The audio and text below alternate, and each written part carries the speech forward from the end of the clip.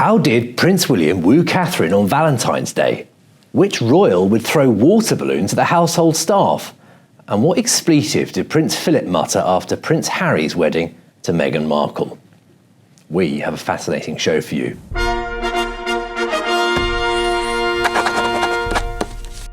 Hello, I'm Luke Blackall and welcome to a very special episode of Palace Confidential Authorised, where I speak to authors of fascinating royal books. Today I'm joined by Grant Harrold, aka the Royal Butler. Although he's now the UK's leading expert on etiquette, Grant was a member of the royal household of the now Their Majesties King Charles and Queen Camilla. He was based at Highgrove House in the Cotswolds. Grant's duties included butlering for the now King and Queen, and there's of course the Prince and Princess of Wales, and the Duke of Sussex, so he has plenty of extraordinary stories up his sleeve. And in his new book, The Royal Butler, Grant explains how a working class boy from Airdrie, an industrial town just outside of Glasgow in Scotland, became a valued part of the royal household. Grant, you are very welcome. Thank you. Now, if you don't already, please subscribe to the Daily Mail Royal's YouTube channel by clicking the button below, hitting the bell so you can be notified whenever we post exclusive royal content like this, or you can scan the QR code if you want to sign up to our weekly royal newsletter. That's also free and well worth doing. If you are watching on your phone, of course, we'll put a link to that as well in the description below. It's absolutely packed with royal stories from your favourite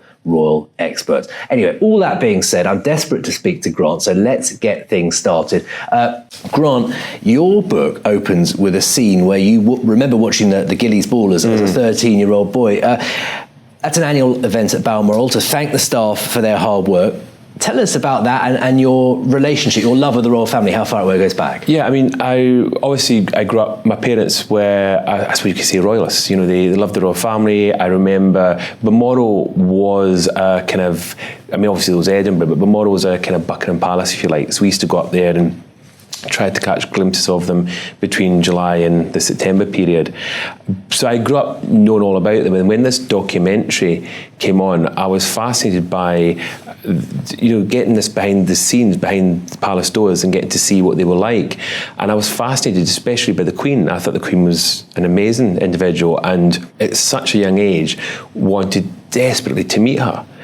And to somehow be involved with the family. And I said to my father, how do you become part of it? And obviously he'd said, you work for them, which realistically didn't think it was possible because they're so far away. And he said, and marrying into them, and he made this comment, about you'd be more likely to marry a corgi than marry a member of the royal family. And then I started, as weird as this sounds, I started planning out how I was going to make this happen. You can't have been common among your classmates at school to be obsessed with the royal family, growing up where you did. No. I can't imagine that was a typical hobby for a...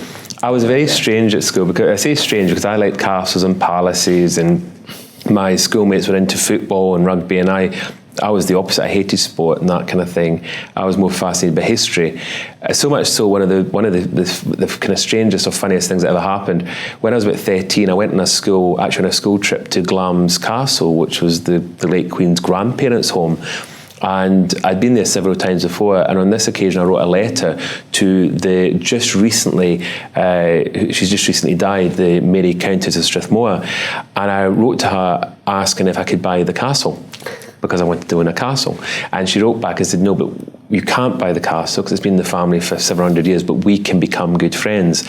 And that friendship went on until recently, a few months ago, when she sadly died. I learnt a lot from her. I mean, when I did leave school before completing hires and things, I remember kind of speaking to her about it, and she knew that I wanted to work in a private house at this point because of the movie Remains of the Day. I thought maybe I could become a butler. That's the other kind of thing that came in.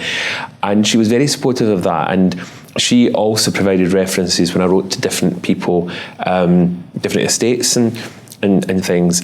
And she thought it was a sensible move. I don't know if I think she couldn't quite get over the fact when I did get the job with the Prince. I think she was quite impressed that I'd managed to kind of make it happen. I'm sure she was. So let's go from that, the young lad watching the Gillies Ball on TV in the documentary, fascinating scene, though. I know the scene you're talking about, the Queen dancing, to 2005, and you're actually going there, and you're in the convoy with the now King and Queen. Yeah. Tell us about what's going through your head. It was so surreal, because I remember the feeling, one, going in convoy, which was last minute, because I'd kind of said to them I didn't have any way of getting there, and suddenly they said, well, you can come with us, which never in a million years did I think would be possible. We got to the castle, I watched them walk in, and my heart was racing, because I remember thinking, wow, this is the castle, this is the night, this is the ball.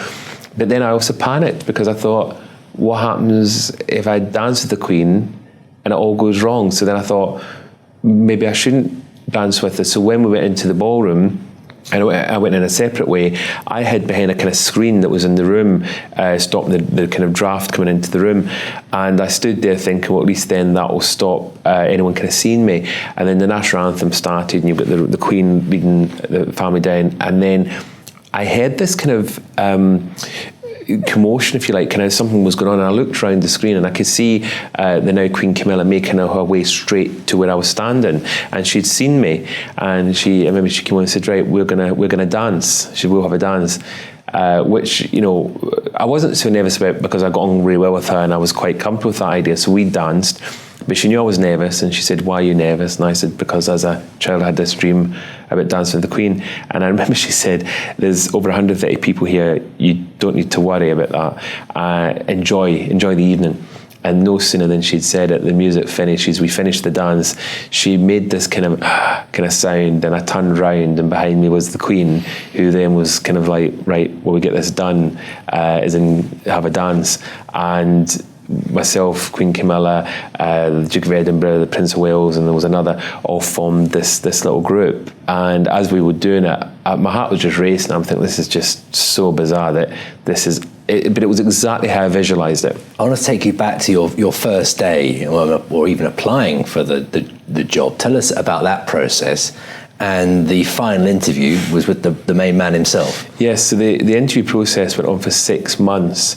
And I remember it was my mother had mentioned, because my brother was already working for the family, interestingly, and I think I'd mentioned to my mum that he was looking for a butler, and there was a little advert in, I think it was in the Lady magazine, and so I applied and had to go through an agency and everything, and then eventually I got the kind of first interview, and I remember coming up to St James's Palace, sitting in this room, and the thing it made me, do you know, isn't it funny how you remember strange things?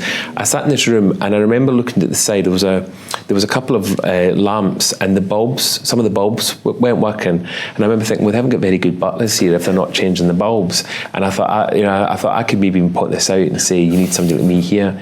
Anyway, as I said, there was quite a few interviews over the coming months, but the last one had to be with him. And I remember being told that, you know, this is what was going to happen. There'll be myself and possibly one or two other butlers, and he would then pick which one he wants. But there was a problem. No other butlers applied. I was the only one. So I remember getting a phone call from a very nice lady at Clarence's house to say that, unfortunately, he can't interview because we haven't got anyone else for you to go against. So it's only a delay. But I quite cheekily went back and said, well, unfortunately, I'm very busy. And I was only 25, you know, I'm very busy, and I haven't, you know, I'm going to have to kind of focus on other things then if he can't see me, but I appreciate the opportunity. And the lady said, well, I'm terribly sorry to hear that. We wish you the best of your future, kind of thing, goodbye.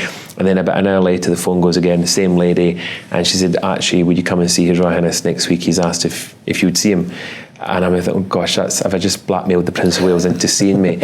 And then, you know, the following week, isn't it extraordinary? You get in a taxi and where to? Clarence House. I suppose you're off to see the future king. And I was like, yes, I am actually. And off we went there, and I walked in. And the thing that was really odd, I wasn't nervous until I walked into the room where they hold you before you see him. And there was a picture of him on the wall, and that's when the nerves hit me, because I thought, this is a very famous individual, and I'm going to have an audience with him. And then I had this buzzer, this bell go off, which was a little bell to say he was ready. And suddenly a few other people appeared, and we walked along this corridor into the room. And when I walked in, he was there, and introduced me. And I'll never forget, he turned around and said, oh, and I believe you know Mrs. Parker Bowles, who was also there, which threw me. I remember thinking, why is Mrs. Parker Bowles here? And she was lovely. She was really nice. And of course, not long after we were going to have an engagement, weren't we? So that was obviously why she was interviewing me, because she knew that she was going to be my boss as well. And I imagine that, you know, the personal chemistry is important for a job like that. However good a butler you might be, you need to have a rapport. You have to have a good rapport, and you know, you need to have a good interaction with them. And you also, as I discovered, they don't want you to be nervous of them, and they're aware that you'll be nervous. It's natural, I think, because you don't want to do anything wrong, and also you're kind of thinking, I'm with the Prince of Wales, because it's one-to-one. I mean, you are on your own with them sometimes, and the same with the late Queen on occasions. So you have to very quickly relax, and it does take a while to relax. But he had little things that he used to do to help somebody like myself when you join, to help us relax, which is spending time with you on your own or getting you to travel with them, so that you would get to be comfortable when you're around him, because you didn't want somebody around him if they weren't relaxed. So you learn to kind of chill. Now, I think you had a very successful career there, but you started there in April 2004. There was a rather mortifying incident with the cupboard, wasn't there? Yes, there was. There was. So basically, when I started, I was sent up to Beck Hall, which is on the Balmoral estate. So many people don't understand when I say Beck Hall, but you've got Balmoral Castle, and Beck Hall is one of the lodges on the estate, which was the Queen Mother's, and before the Queen, actually, and Prince Philip used it for a while. And he loves this house, and he still stays there. He's probably there just now. I mean, he'll go up. He goes to Balmoral Castle, but he also still stays at Beck Hall. And I remember going up there, and I was told that this is a very special place for him, and it's a great place for me to spend some time, and again for him to get to know me.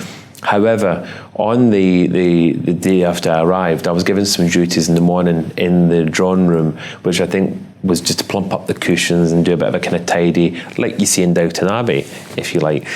And as I walked out the room, there was a couple of steps in this long corridor, and I remember spotting both of them actually at the end of the corridor, and I panicked because I didn't know what to do. I thought, do I speak to him? Do I not speak to him? Do you bow? Do you curtsy? All these things go through my head. Do you walk backwards? Anyway, because there was there was actually a door on my left and my right, and because of I was on the ground floor, so I assumed this would be another sitting room or a study. So I thought, I'll wait in this room till he walks past, and I opened it. And when I went in, the door closed behind me as it was on a spring mechanism. And I walked into this piece of wood or something. I couldn't understand what it was. So I reached around, turned on a light, and that's when I discovered I was in the drinks cupboard where they keep all the alcohol, the whiskies and the gins and the vodkas and everything. And I remember thinking, well, it's fine. I thought, I'll wait here. He will never know it's a drinks cupboard, because why would he even know what a cupboard like that is? And I thought, wait till he goes past. And then unfortunately, I could hear the footsteps, but they stopped outside the door. And then I heard him say, what's he doing in the drinks cupboard? And she said maybe he's having a little drink. Obviously having a bit of a joke about it, knowing that I'd probably hear this.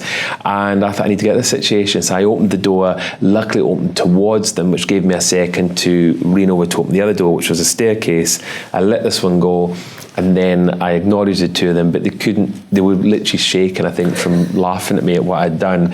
And I ran down the staircase. They came in a few minutes later to the dining room where the other butler was. He came through and he said, I don't know what you've done to them.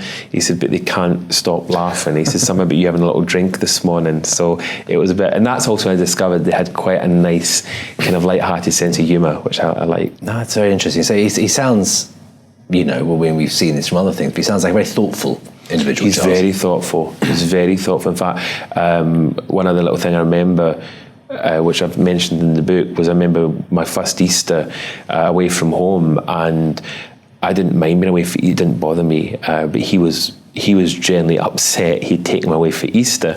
And I remember I went into the butler's pantry, and there was next to there was a kind of butler station, and there was an envelope, and I had my name on it. And I remember kind of thinking, oh, who's wrote me a letter? Not knowing. And I opened it, and out fell these little chocolate Easter eggs, tiny little ones, ones with a little hard shell on them. And he had written this note saying, I'm so sorry to take you away from home at Easter, but I hope these kind of make up for it, or words along that kind of effect. Charles.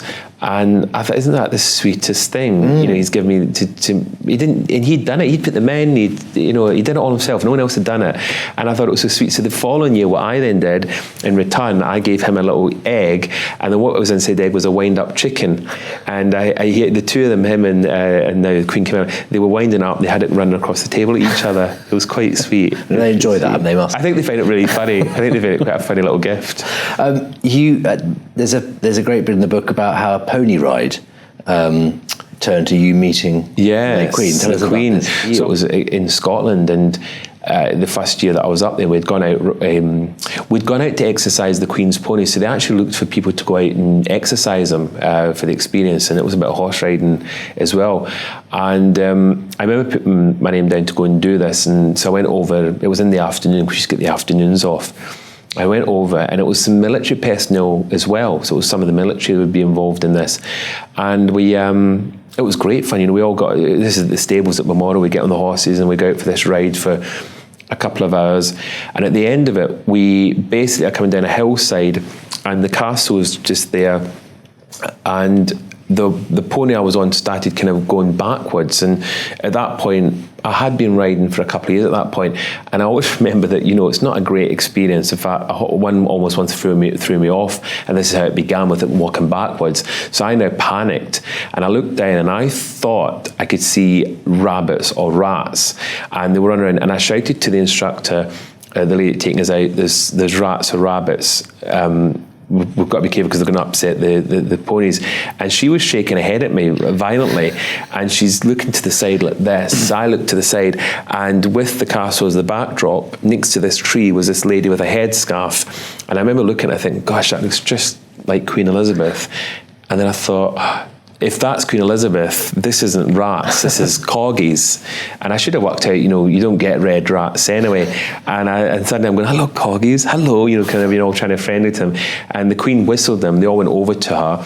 She actually apologised, I'm sorry. And we all, we were kind of, oh no, that's fine, it's fine.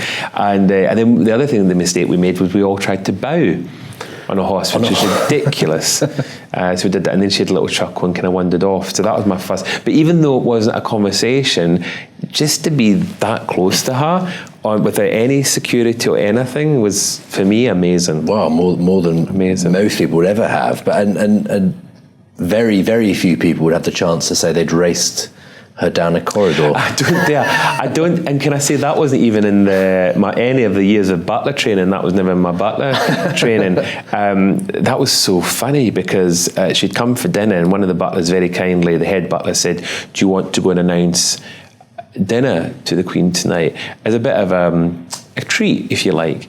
And so I remember being so kind of thrilled about this idea, and the instructions that was given was to go into the room, walk up to the Queen, make eye contact, nod your head, inform her dinner is served. She'll walk out with you. Other family members and guests will then follow. You walk along this corridor into the dining room, and then you help the Queen sit down. We'll be there to assist the other guests. All done. So it seemed simple. So I went along the corridor at the time to call them in when it was time. Walked into the drawing room, walked up to the Queen, who looked amazing, tiara, evening ball gown, clutch bag, looking beautiful. I mean, radiant.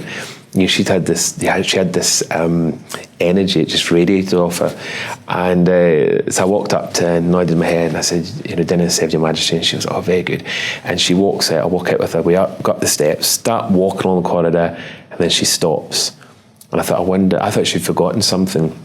And then she did this funny thing where instead of turning around, she walked back on herself, so that kind of reversed herself, and then looked at this into the room, clocked the Prince of Wales, because they were all still drinking and socialising. They hadn't realised the Queen had gone, and royal protocol was now breached because they're still in there.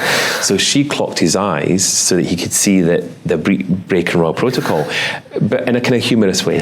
And then what she did was she looked at me and she said, right, we'll see about that. And she ran down this corridor at speed, and I'm trying to keep up with her without overtaking her. Run into the dining room. She ran round to a chair, and I remember kind of I was so confused at this whole situation. And then there was this thunderous noise of royals and guests running down the corridor, tearing into the room, falling over each other.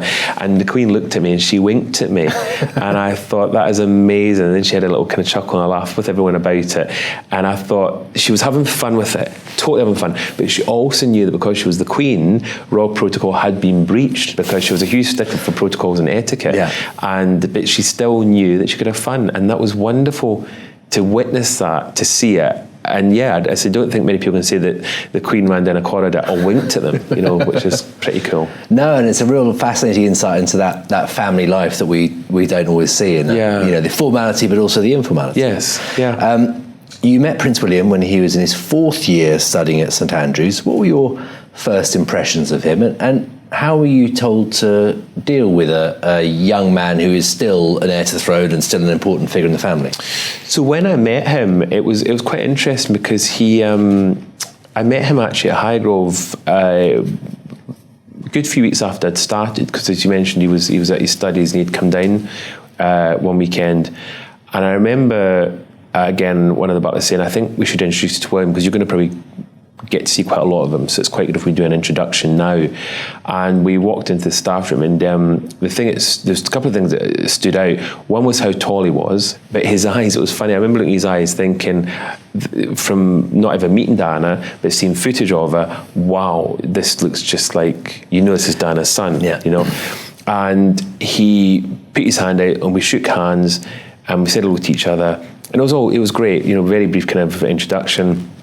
And he said, well, looking forward to kind of seeing you around, kind of thing. And that was that. And then I suddenly thought, I don't actually know what I'm supposed to call him. So I went to find him, later I went to go and find him. And I said, forgive me. I said, I just don't want to get this wrong. I said, how do I address you? I said, is it Your Royal Highness? Is it Sir? And he said, no, I'm just William. He said, you just call me William. And there wasn't many of us that got that opportunity. There was very few that got to do that. So I remember feeling really, a bit the embarrassment was when he said it to me. I remember saying to him, well, you can call me Grant. Like, what else is he going to call me, But it was really, it was funny, but it was nice, because I had a really nice relationship with him, and he was such a nice guy to get to spend time and to get to know. And the nice, civil, polite first meeting you had with him, the same can't be said for your first meeting with Prince Harry. No. Tell us a little bit about this. No, so my first meeting with Prince Harry, I was at Highgrove in the kitchen, and then I was talking to actually one of the chefs, and I heard somebody shout, "Oi!" So I turned round, and a water balloon was thrown at me, which obviously exploded on me. And then a second one came and hit me, and I thought, I'm going to get soaked. And I knew it was hard. I recognised him, of course. So I ran into yet another cupboard, but this time it was the larder where obviously we keep all the supplies. I locked the door, and there was a window. So I climbed out the window. I had to take the mesh off it and climb out this tiny little window, tiny. And I fell out onto the ground. Amazingly didn't kind of hurt myself, because it was slightly high up, and a bit of a James Bond moment. And I shouted back to him, "Get me now if you can," and they started laughing. And the next thing I heard, "Hoy," again, and this time he's now above me. He's ran upstairs to the room above, and he's now dropping the balloons from above, so he still got me. So that was my introduction to him, which showed me exactly what he was like. So he was the practical joker. And you could also argue that was his view of the whole institution. He was throwing bombs at it from that point on. Even from that point, even from that, he was always very different. And I've got to say, that is something I liked about him. He of course he kind of followed the rules and did it, but he also did his things his way. Remember he was the Playboy Prince, and but what was nice back then, despite him, he got in trouble for a few things, I'm sure you remember, along the way. But what was really nice was the relationship he had with his father, the relationship he had with his stepmother, the relationship with his brother, the relationship with his grandmother and his grandfather was wonderful. And I witnessed that firsthand, and they were all very close, and he got on so well with all of them, so it's always quite sad to kind of think how that's changed. Yeah, I was going to say, because having seen that, it must be particularly sort of poignant for someone in your position to see that vast change from what you saw, because we hear him talking about him being unhappy in the family, but you didn't see that. No, and I feel the whole thing I find sad, because So when it all kind of fell apart, I remember doing media interviews and saying it won't be true because they're so close. And when I realised it was, I remember when all these statements, conflicting statements were coming out, back when it was all falling apart.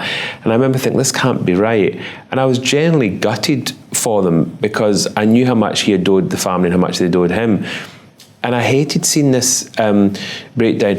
And the thing is, to kind of be clear, my book and my memories, and his book and his memories, obviously, as it's been commented, are very different views. He's got his views and I've got mine.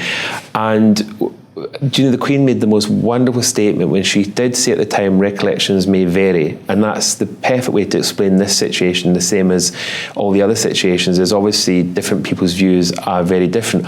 All I know is from my point of view, and it was as a member of the household, I was lucky, I was privy to witness and to see things, but all I know from my point of view was they were, from my observation, they were a close family, all of them. I was at, the wedding of the now King and Queen, and I saw how Harry interacted with them. And to my mind, I don't know, unless he's a very good actor and he was just putting the best foot forward, I would have said that he had a great relationship with them. So this is why it's so confusing. But as I said, the Queen's words about recollections may vary is the perfect way maybe to sum up how he sees it and how I saw it. I want to take you back now to something we haven't touched on, but I know viewers are always extremely interested to hear about. A young lady who was then called Kate Middleton, now Catherine, Princess of Wales. You met her on her first visit to Highgrove. Must have been a daunting moment for her. Tell us about that. Yeah, well, I mean, I met her quite a few times at Highgrove, but yes, I mean, I remember, she's one of the most sweetest, kindest people you could ever meet. And the reason I say that is that you're right. When she used to come to Highgrove, of course, it's slightly daunting, and it's the home of the then future king. But what was wonderful about her is she did come over, quite a few times as the years went on and it became more and more.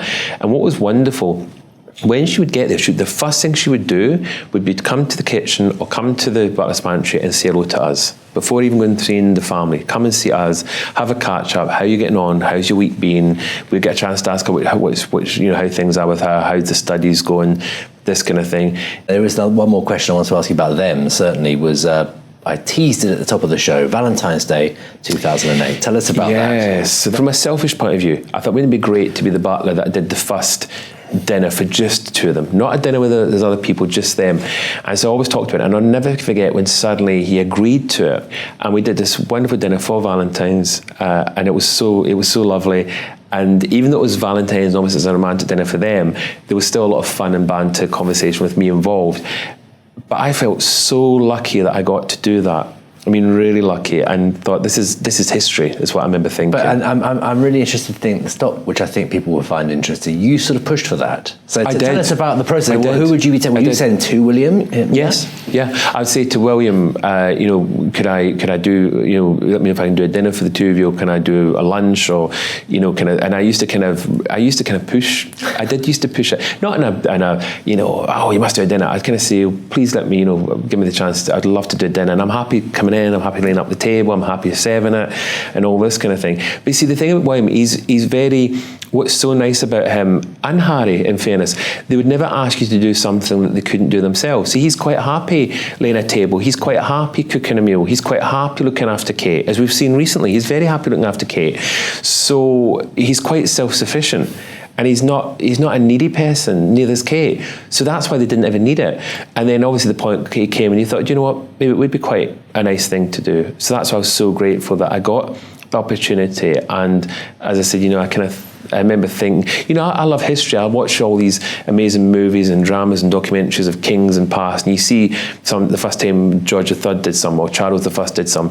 And from my point of view, I'm thinking, one day when it's King William and Queen Catherine, I'll be thinking the very first butler job of them actually having a meal properly served, and I was one that did it. So you feel that's something quite special, even if it's forgotten in time. For me, it's like Dance with the Queen, these are really special memories that I feel very lucky that, one, I've got, and two, that I'm allowed to share. No, and it is brilliant. But I want to take you to the wedding of Prince Harry and Meghan Markle, and something you heard a senior royal say afterwards. Tell us a little It was about this. extraordinary, and well, obviously I wasn't the only one that heard it. There was several of us actually that heard it. So I was very lucky to be there as a guest, and I was outside, and I was on the lawn that's directly opposite the side entrance that the Queen and the Prince and other members of the royal family use for entering and exiting. And so we were positioned there, but the extraordinary part of all this was at the end of the ceremony, which was quite a long ceremony, because we remember how the royals were reacting inside, and Prince Philip came out with the Queen, and typical Prince Philip turned around and, I don't obviously see the exact word, but came out and said, "Thank F, that's over." And the funny bit was, I've been asked this many times, and what is it paying? What is it reference to? Do I think it's to the? Is it to the wedding? Is it to?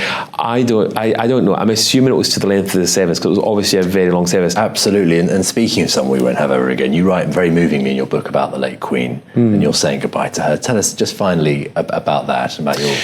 Do you know? And what's extraordinary about that also is when I was putting this in and reflecting on it, I was actually crying about it, again crying, which is extraordinary, and the power that she has over people now she's gone, and when you remember how emotional it makes people feel is extraordinary.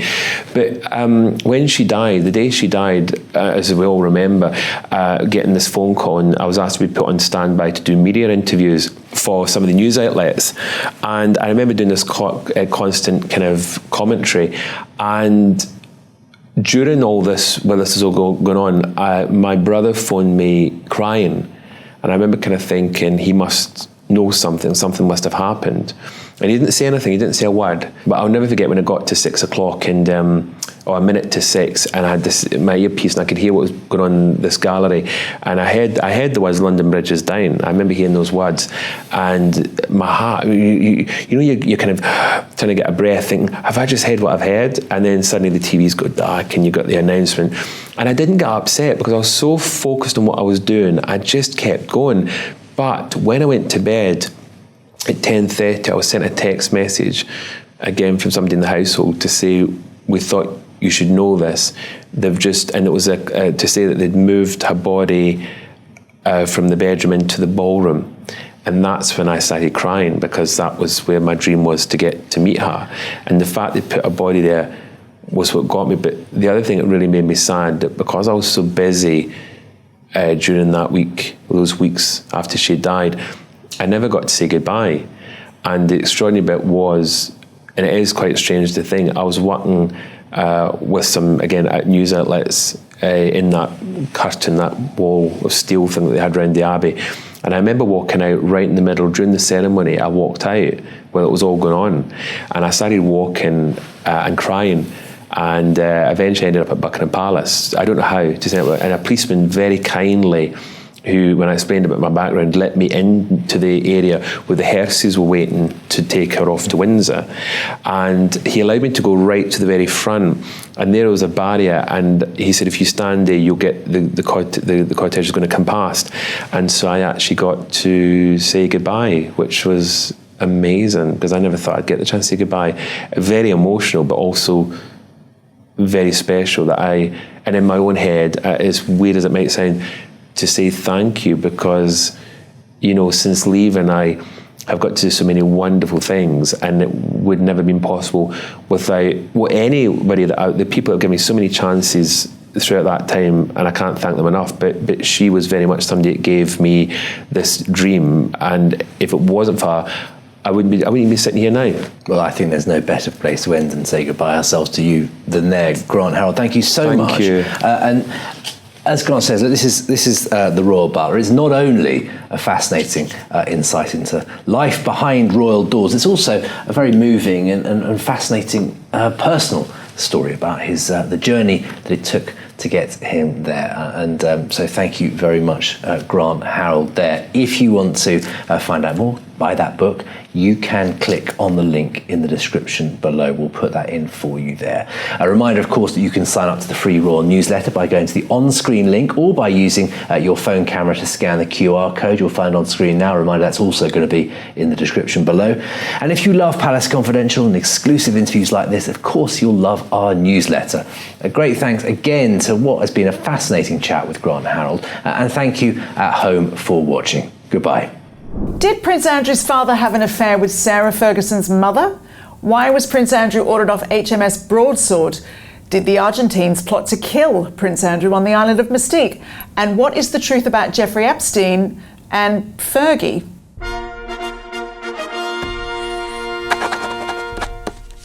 Hello and welcome to a very special episode of Palace Confidential, where I'm joined by the esteemed royal biographer Andrew Lownie, whose 2015 book Stalin's Englishmen, The Lives of Guy Burgess was named Book of the Year by The Guardian, Best Biography of the Year by The Times, and Biography of the Year by The Mail on Sunday. He's also written biographies on the Mountbattens and the Duke and Duchess of Windsor. He's here today to talk about his latest book, recently serialised in the Daily Mail, entitled The Rise and Fall of the House of York. Andrew, thank you for being here today. You're very welcome. Now, if you haven't already, yes, please do consider subscribing to the Daily Mail Royals channel. It's free and it will make sure you are up to date on all of our exclusive content. If you want the Palace Confidential newsletter to be sent directly to your inbox every Thursday, you can scan the QR code on your screen right now. So I feel like I have to ask this right away because we teased it at the beginning, but Prince Philip, the late Queen's husband, and Sarah Ferguson's mother, what happened there?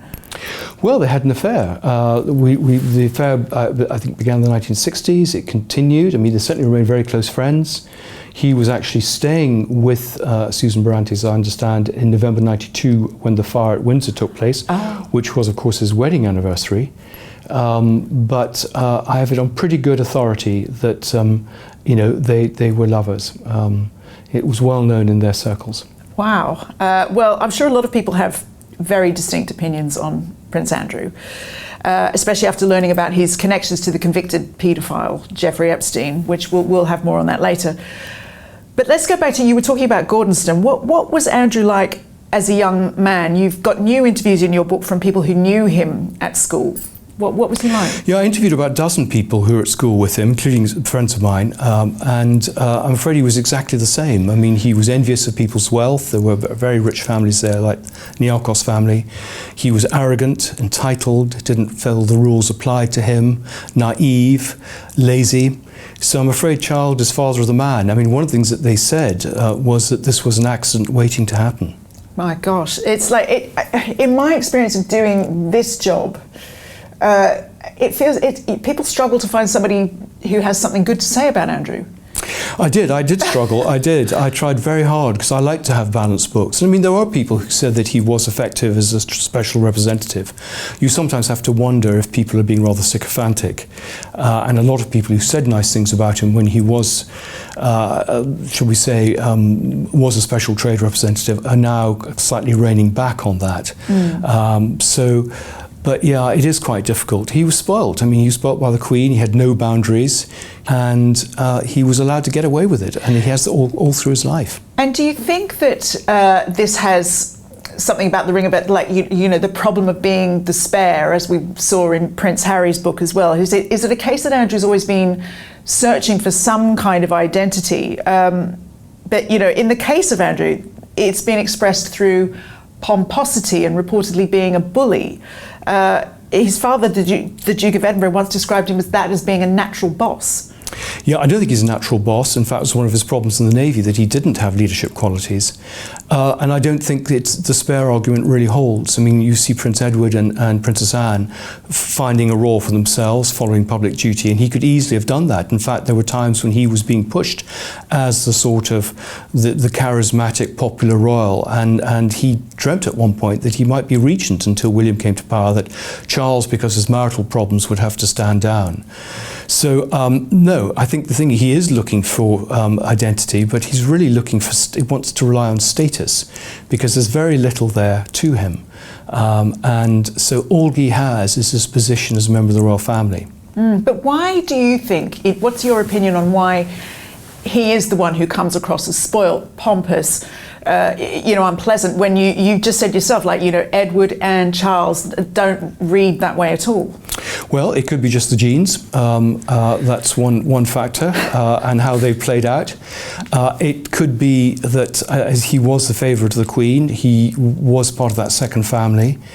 Edward always had a good relationship with Philip. The relationship with Philip and Andrew was a bit more complex, love-hate relationship.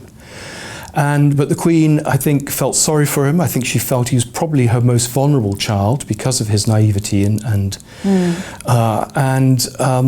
I think it's just sometimes character. It's very clear. I have lots of stories of his, pretty bullying behaviour, really, from a child. And I think it's just the way he is, I'm afraid. Gosh, well, you talk about Andrew going on to be a naval officer. Of course, he famously served in the Falklands War in 1982, which we'll talk about more. But you've unearthed evidence that he cheated his way through Staff College. Yes, I talked to a lot of his naval colleagues and have quite a lot in his naval career. I mean, he really was over-promoted. I mean, people didn't know what to do with him. He never really had accurate staff reports, things called 260s. And he was sent to Staff College basically to sort of didn't know what to do with him. So when he was there, he was very lazy. A friend of mine at Gordonson used to do his homework for him, and he hadn't done his paper to get through. And so he got, Neil Blair, his private secretary, got this high-flying Oxford graduate to take the paper for him. And he passed and got through, and this officer has the thank you note from Andrew. At least he did that.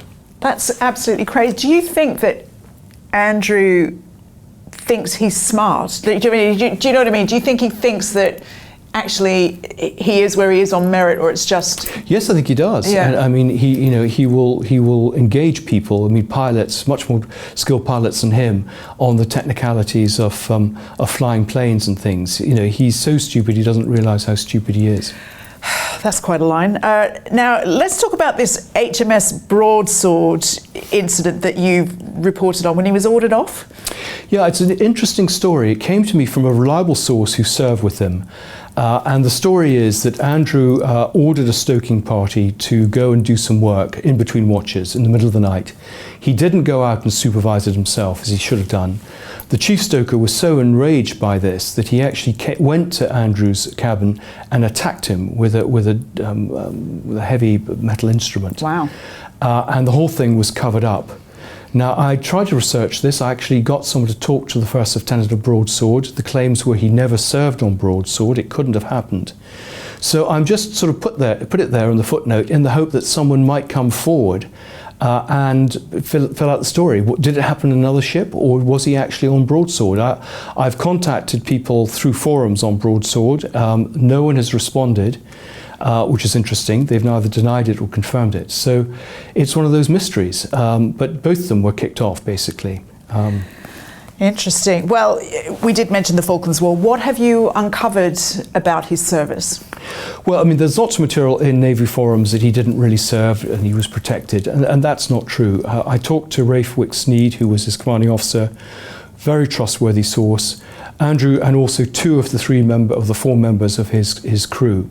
And he went out on those Sea King operations, very dangerous work in the darkness. He did that, shift on, shift off, basically. And he did his job. I mean, and it shows that when he's given something a focus, he can actually rise to the occasion. So I don't think anyone can take away from what he did during the Falklands. People say he was just delivering mail and milk. But, he was involved in decoy for Exocets. He was doing search and rescue. He was doing anti-submarine search. So he had a pretty good war, I'd say. But everything you've said up until that point had made me worry that I'd be nervous to serve with him, I think. Well, there were people who were nervous of serving with him, partly because he was a target, but also he didn't always do all the work that was necessary. He wasn't as good a pilot as some of his colleagues, and people were nervous about that. But he had very good engineers dealing with him. He was given preferential treatment in fact that people who worked with him were vetted and his helicopters were always a little bit better serviced than other people's. Indeed. Well, let's move on to who you called the happiest divorced couple. Prince Andrew, Sarah Ferguson became engaged in 1986. They divorced 10 years later, but you believe that there were concerns about Fergie within the royal family from the beginning. Yes, I mean, the Queen actually asked her, why did you marry, concerns about Andrew too. She asked, why did you marry Andrew? But they did their research. I mean, she'd been part of a pretty fast crowd when she was a chalet girl in Verbier. And there were rumours of drug use. Some of the people there actually had been convicted of drug use. And reports were prepared for the palace, reports, and basically people came in and they kind of dry cleaned her life before that. Her flatmate had all her pictures taken. A lot easier to do back in the 80s, of course. Yeah, absolutely. Yeah. But I mean, stuff has appeared, actually. There have been salacious pictures of Fergie appearing in foreign press, but nothing here. It seems that those concerns seem to be borne out by early marriage troubles between the pair, including alleged affairs. Yes, I have to be careful for libel, but I mean, there are allegations that both of them had affairs pretty early in the marriage. And you also revealed that at one point the palace wanted to brief that the Duchess was suffering a nervous breakdown. Yeah, it's sort of what they did with Diana, and the Queen overruled this. I mean, the fact is that Fergie really had a nervous breakdown. She was behaving very strangely. I mean, she was running off with the children, going travelling and disappearing, and with her financial advisor, John Bryan. And so there were concerns, and she did check in to a practice in Paddington, and I think she's admitted publicly that she has had counselling for many years now. And is that, again, was that deemed to be as the pressures of being in the royal family?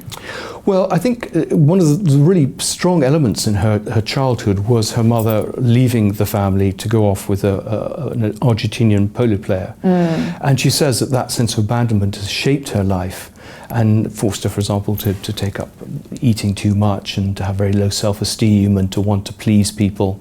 And I think that's true. But I think, yes, she was a sort of slightly out of water in the royal family. She didn't, Diana knew how to behave. Fergie was a breath of fresh air. Everyone loved that to start with, and then it was just a little bit too much of a breath of fresh air. It's so interesting, isn't it, that we do, as the public, we embrace that new feeling in the royal family, but then it feels like they sort of like get battened into a pigeonhole. Yeah, well, I mean, I think, there were worries that, she was taking too many holidays, that she was vulgar was the comment made by the Queen's private secretary, Lord Charteris, that she wasn't always doing as much as she could do in terms of public duties. So, she's a very charismatic, jovial character, larger-than-life character, but, she is very flawed, and I think people realise that she couldn't be controlled. And she had this great buddy in Diana, and the two of them kind of plotted their escape. They always used to watch The Great Escape was their favourite film. That's fascinating. But then, of course, in 1992, the Queen's Annus Horribilis, we had probably the peak Fergie moment in many people's minds, so-called Toegate, when she was photographed with American businessmen, her advisor John Bryan, in the French Riviera. What have you uncovered about that? Well, I managed to talk to some new people. In fact, I got through to Daniel Angeli, who was the photographer. And I think there's several things there. One is that it wasn't just one photographer, there were several. They were very, very close. The pictures are very close up. They were taken over several days. And this, of course, raises all sorts of questions about royal security. You had the two protection officers literally sitting there in the pool, a dozen yards away from the photographer. They'd been warned that there were photographers in the area, and nothing seems to have been done. They'd been very open about this so-called secret getaway. There's stories about tip-offs in the palace and from Diana herself. But the fact is that, there were presumably informers at the airport and before who knew about it. And they just passed the word back. They'd hired 2 expensive cars. It was just, they weren't very good at disguising their affair. There were even rumours that John Bryan himself had leaked the story. Yeah.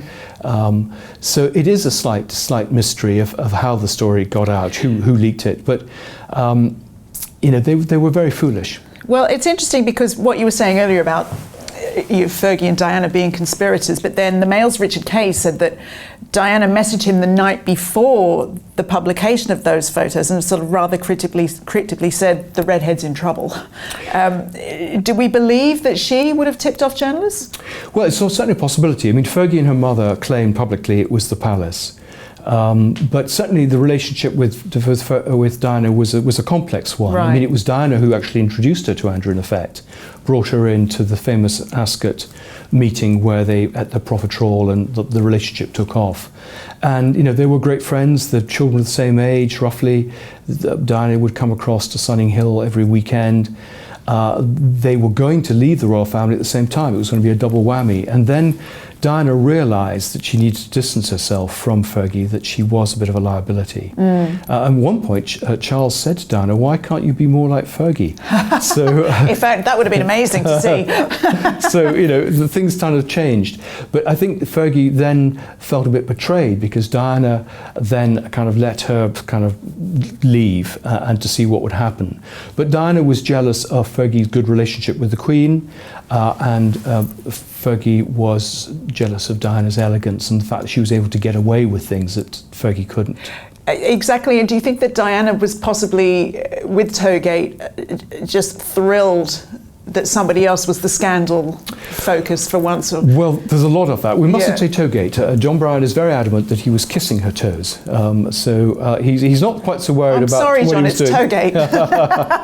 Yeah. But yeah, there's a lot of briefing against, they're like little rival courts. Yeah. And there's quite a lot of briefing between the courts to distract attention from their principal and put the attention on someone else. And so, certainly that was going on. They were all doing it. And so it's certainly a possibility. Something I'm fascinated with is what was Andrew's relationship like with William and Harry? Not good. It's shocker. It's interesting, and I mean the line is that when William comes to power, Andrew will be toast, and so he should do whatever deal he's going to do with Charles. I think Charles realises that. Charles is more forgiving. He's the sibling. I mean that's again a difficult relationship. But William, I think, is a much more pragmatic and sort of independent, cool-hearted view. He sees as a liability to the monarchy. And Andrew has not always been very polite about Catherine, and of course William is very protective of his wife. So, but they're two very different characters. I mean, I think he would be appalled if he knew exactly the full story, which I suspect he doesn't, of actually what Andrew's been up to. Right, and Harry, do you think there's any sense of camaraderie, almost like a kindred spirit, like another sort of outsider? Well, there are certain similarities. I mean, you made the point about the spare, this idea of going through life in some ways being demoted further down the pecking order. Neither of them are very bright. Both of them are pretty entitled. Both of them are weak men with strong wives, ambitious wives.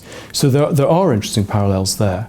But I think Harry still doesn't have much time for him. There are so many fascinating things in this book. There's something here. You note Fergie's propensity to become obsessed with individuals, from John Kennedy Jr. to Kevin Costner to Tiger Woods.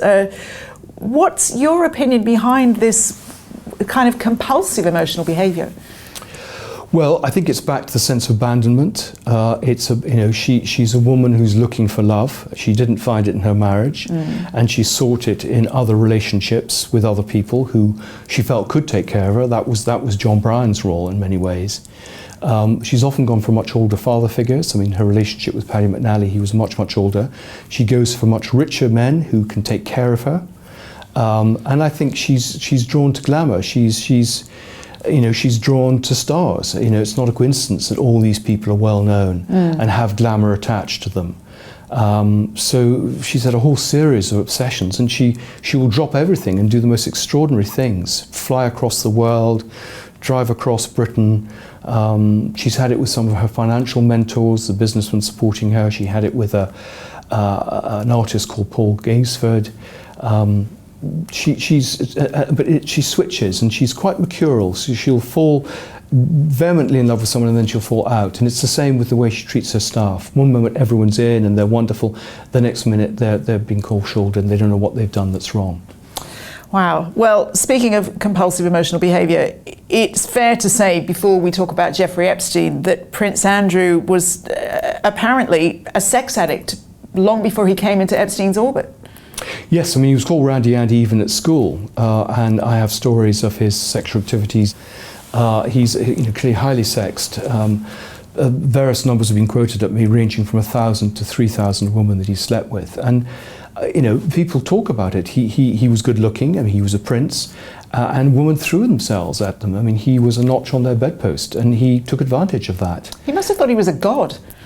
Well, I think he did. Yeah. And I mean, you see, for example, that interview he did with Selena Scott. He's flirting with her openly. He could be, in his own way, very charming. He was very flirtatious, and a lot of women fell for that. He was very, very successful. Well, and indeed, and you also revealed that he shared a lover with Epstein in Ghislaine Maxwell, but also a mistress with Bill Clinton. What? Yes, that's a great story. It came to me from a member of staff in one of the British diplomats in New York. I think I know who the woman is. I can't say, but okay. But yeah, they and Clinton, of course, swam in the same circles. I mean, he was also involved with Epstein, also on the Lolita Express. Yeah. So they crossed over a lot, as he did with Trump. And, well, we should say, obviously, that Prince Andrew has always denied having sex with underage girls, including with Virginia Giuffre, who he paid a settlement to in 2022 without admitting liability. But it is unquestionable, is it not, that Epstein introduced young women to Prince Andrew? Oh, absolutely, yeah. I have a woman, Sarah, I talk about. Quite a lot of stuff was taken out for legal reasons. But I think there's absolutely no doubt that there were two prongs to the relationship with Epstein. One was Epstein gave him useful contacts, which is what he said in Newsnight, and vice versa. I mean, useful contacts business-wise, but I think also Epstein and his modus operandi provided women, and of course then used it to blackmail people. And Andrew, I'm afraid, fell into that trap, in that honey trap. Not just with Epstein, but many other people as well. And obviously it's very news sensitive at the moment, because it was through Epstein that Prince Andrew met President Donald Trump. Wasn't president then, but what was their relationship? Well, I mean, the two things that they had in common, which they always talked about, was women and golf.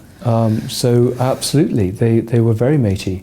And though Trump has denied it since and tried to distance himself, I mean, there's plenty of evidence of them meeting together, being photographed, and I've got plenty of testimony of people talking about their meetings. So there's no doubt. I mean, again, they were all swimming in the same pool. I think probably the most shocking and frankly appalling revelation in your book is that Virginia Giuffre was selected or even ordered from a catalogue. Yes, one of the things that was found when the FBI raided Epstein's home in Palm Beach were these basically photo books of girls. And that's been confirmed also by the Panorama program on Andrew. There were these girls there, and people basically ordered them up like a takeaway. Have it away, Dave. What do you think? It's probably legally a difficult thing to talk about, but do you really think that Epstein was blackmailing Prince Andrew? Virginia Giuffre has gone on the record saying that that's exactly what Epstein was doing. And Steve Hoffenberg, who was a business associate of Epstein, said that Andrew and Clinton were his two Super Bowl trophies. So he used both of them, and he had cameras everywhere. And why would he have cameras? Why would he be filming them if he wasn't going to use that? He was pretty ruthless. Well, before we come to the infamous Newsnight interview in 2019, where Prince Andrew claimed he couldn't have had sex with a teenage girl in Ghislaine Maxwell's London townhouse because he was at home after attending a children's party at a Pizza Express in Woking. But you've spoken to witnesses who saw Andrew at the nightclub Tramp with Virginia that night. Yes, I haven't spoken to them myself. I've got this it's second-hand from other people. Mm-hmm. But there's, I think 3 different people who talk about seeing him there. I've also been in touch with the protection officer who says that he came back to Buckingham Palace that night. The government or the palace have refused to release the logs at Buckingham Palace, the security gate, which they should release under data protection rules, to the protection officer. First of all, they said that they were part of national security, then they said they'd been destroyed. But the protection officer is adamant that Andrew came back. In fact, he was very rude to them, which is why they remember. So I don't think there's any doubt that he was in London that evening. No one remembers the pizza party, and in fact, I think a diary produced by the family suggests that he was getting a manicure that afternoon, rather than being at the pizza party. But you can get up to London from Woking quite quickly. You can go to both. True. But you believe the Palace tried to suppress the Epstein story when it threatened to break? Absolutely, and they've tried that repeatedly. So there's a famous story, Amy Robach, who was a well-known journalist on ABC, had an interview with Virginia Giuffre, talking about this many years before the story broke. The Palace threatened ABC, saying that they would withhold access to particularly the Prince and Princess of Wales, and ABC backed down and killed the story. And there have been other instances of the Palace basically downplaying the story, or, as I say, doing this horse trading to prevent the story coming out. And of course, Fergie is also linked to Epstein, according to an ex-girlfriend of Prince Andrew's. Well, I think there's plenty of evidence that she in fact knew Epstein as well as her husband, ex-husband. You know, the 18 phone numbers for her in the famous Black Book, only 16 for Andrew. She was flying in 1998 on the Lolita Express. Andrew was there only, we think, in 1999. There are legal depositions showing her at the place in Palm Beach and also in Manhattan throughout this period. And I have 3 different witnesses showing her actually staying in Epstein's flats after 2010, when she said she'd cut off all contact with him. But you're absolutely right. The line is that she only ever had £15,000 from Epstein. She's actually got the Daily Mail and others to correct reports saying that she got more. But I have, again, several sources, including this ex-girlfriend, saying that there were much larger sums. And of course, that would make sense. And what sort of sums are we talking? 2 million was the sum I was given. Wow. Okay, so that's a little bit different from 15,000. You also believe that Andrew lied about when he first met Epstein and about his December 2010 meeting 2 years after Epstein had pled guilty in a Florida court to soliciting prostitution from a minor. His line was that he met Epstein in 1999. Well, he was going off to the island literally in February 2000. We know from a letter that Alistair Watson, his own private secretary, wrote to the Times that actually they met in 1990. And Steve Hoffenberg, who was the business associate of Epstein, says it was 1991. So, I mean, it certainly wasn't 1999. In terms of meeting him after he served a period, I mean, didn't really serve a correctional term, but 08 to 09, he basically was on day release from the prison. And Andrew continued to see him. He had the famous goodbye in December 2010, where he stayed for 5 days and had a dinner party thrown in his honour. But we now know from legal depositions in other cases that he was still in touch with him and having meetings in 2011. So everything, I mean, I have a whole section in the book where I go through all the lies he told in Newsnight. And it's interesting, isn't it, because all of that information was out there for the dedicated researcher, and yet he still thought the Newsnight interview was a good idea. How did that come about? Well, it's not just he thought it was a good idea, he thought it had gone extremely well. Yeah. The real story on the Newsnight interview is that actually it was Panorama who had done the work on this. They're a programme based in Northern Ireland. And they had an interview with Virginia Giuffre. They'd done an investigation, they'd interviewed a lot of people, and they were giving the Palace a right of reply. That was the initial request that went in. At the same time, Newsnight were also trying to get an interview, but to talk about his time as special representative. And I think the Palace decided that it was better to have what they thought might be a soft interview from Newsnight than to have this interview with Panorama. So Panorama were asked to basically, the decision was made in the BBC, and the BBC at times tried to suppress this Panorama investigation, I should say, again possibly with pressure from the Palace. But Newsnight, I mean, various individuals there have made a career out of the Newsnight interview. But the fact is that they were handed the material from Panorama 72 hours before transmission. And the real hero of the story is a woman called Laura Burns, who was absolutely cut out of the script. has never really been mentioned until now, and I hope she now gets her proper due.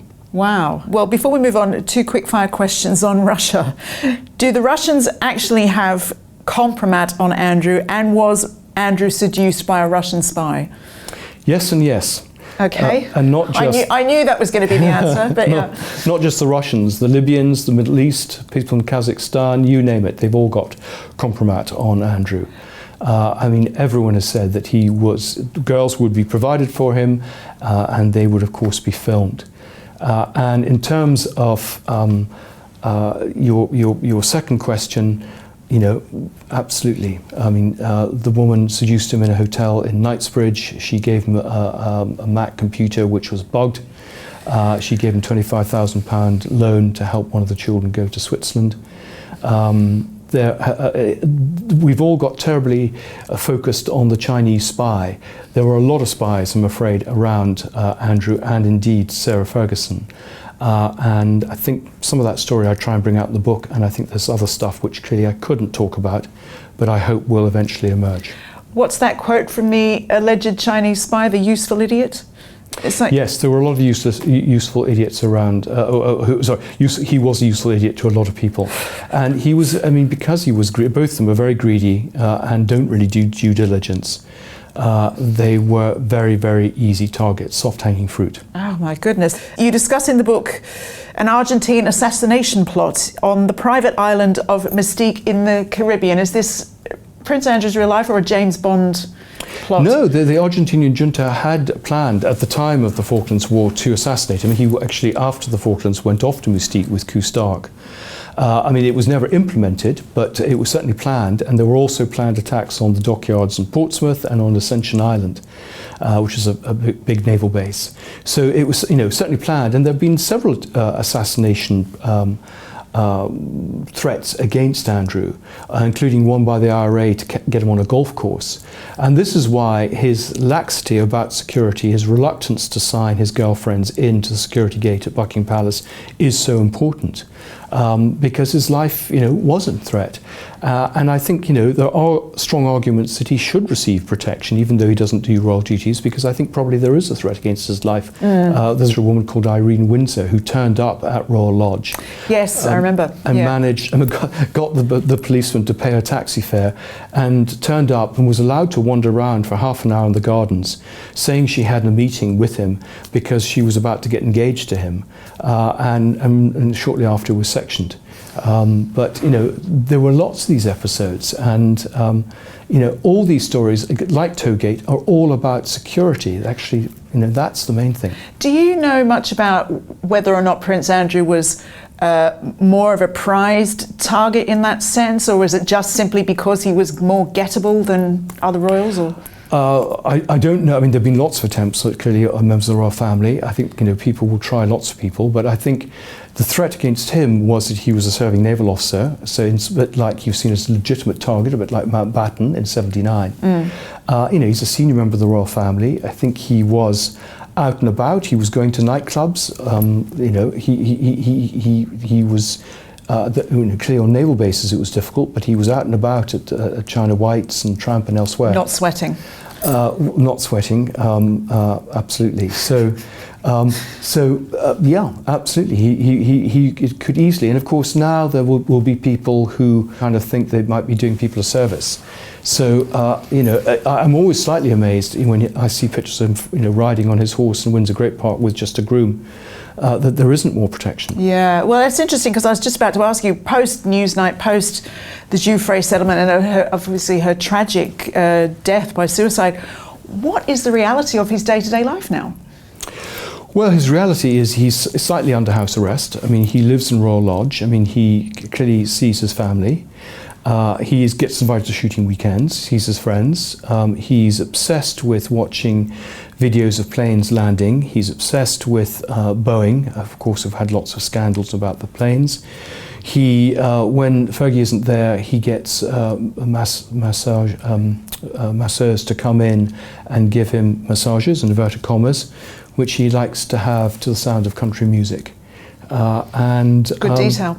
So, he's there. There are stories that he continues to do some of his business activities. Now he's no longer a working royal, it's much easier. There are stories that he has been given a house in Abu Dhabi, that he goes to the Middle East.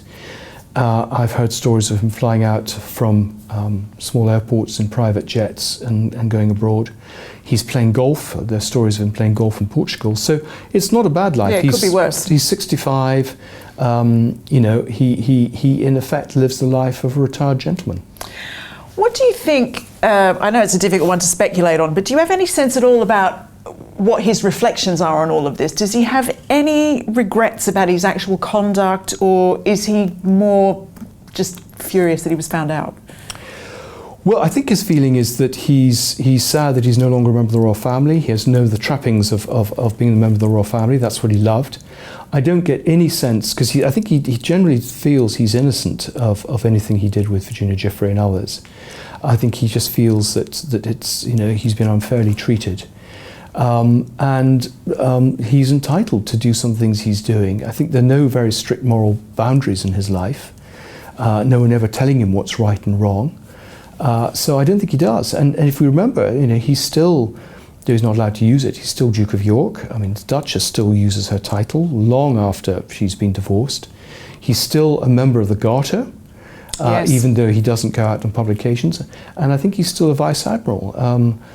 I think the Queen said just to keep him happy. So, he hasn't, actually paid the full price for what he's done. And it's interesting because Prince Andrew has been, sidelined, been pushed out of the spotlight. But Sarah Ferguson, at least for the moment, seems to have been sort of like quietly welcomed back in. What do you think she's learned about her journey? I think she's learned absolutely nothing. She just keeps repeating the same mistakes, and that she just distances herself, goes on Oprah, everyone forgives her and says what a kooky lady and how eccentric, and she's allowed to do all the stuff that she's done before. I think the feeling is that they need to keep her close. One of the themes of my book is her constant threats to spill the beans about Andrew and the royal family, and therefore it's much better to keep her on board than to have her outside the tent. I think that's part of it. People generously say she's friendly with Camilla, she's manipulated her, Charles doesn't want to have any more fights in the family. They think she's been very loyal to Andrew. But she sticks close to the royal family because that's her brand. Her whole business career has been based on being a member of the royal family. She'd be absolutely nothing without it. So she's going to stick in there. They can't, the late Queen and Prince Philip were very worried. I mean, they just couldn't. She was like a limpet. She wouldn't leave Andrew, living with him when, they felt he needed to break free and have new relationships. Yeah. She was back in there, and she's never really left his houses. I mean, even though they've been divorced now, as you say, since 1996. Do you think there's any way back for Andrew in terms of public-facing royal duties?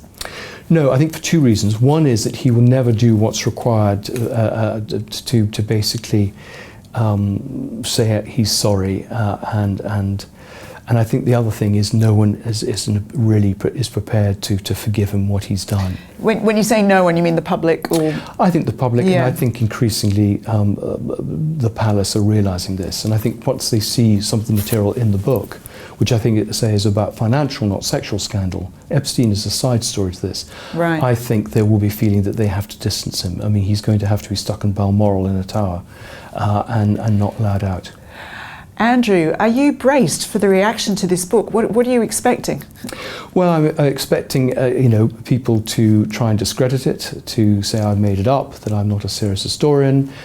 With my last book, I found that people were briefing that there was nothing new in my book, which had a lot of new original research.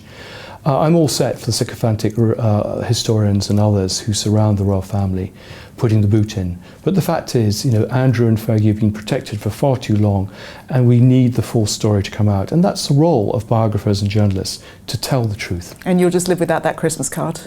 I have no interest in a Christmas card, or being knighted, or going to the palace, or anything else. Well, I cannot wait to read the full book. Thank you so much for... Pleasure.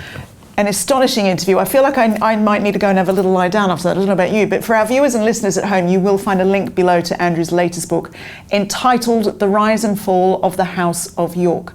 A reminder that you can sign up to the free Royal newsletter by going to the on-screen link, or by using your phone camera to scan the QR code that you'll find on screen now. If you love Palace Confidential, I'm sure you'll love the newsletter. Just time to say thanks again to my very special guest, Andrew Lownie, and to you for watching. Of course, we'll see you next time. Bye-bye. Which American president did the Queen tell to go to bed? How did the Prime Minister of the day find himself involved in the whole Megxit saga? And did Tony Blair force the Queen to hold hands while singing Auld Lang Syne? We have an absolutely fascinating episode for you.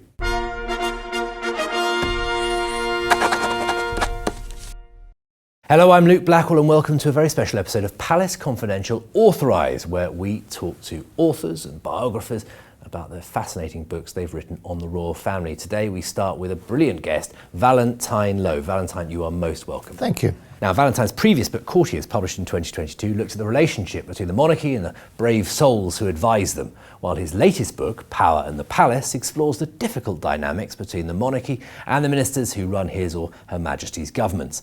As a former royal correspondent for The Times, Valentine was the journalist who broke the story of the bullying allegations against Meghan Markle in 2021, which we will be discussing a little later on in the programme.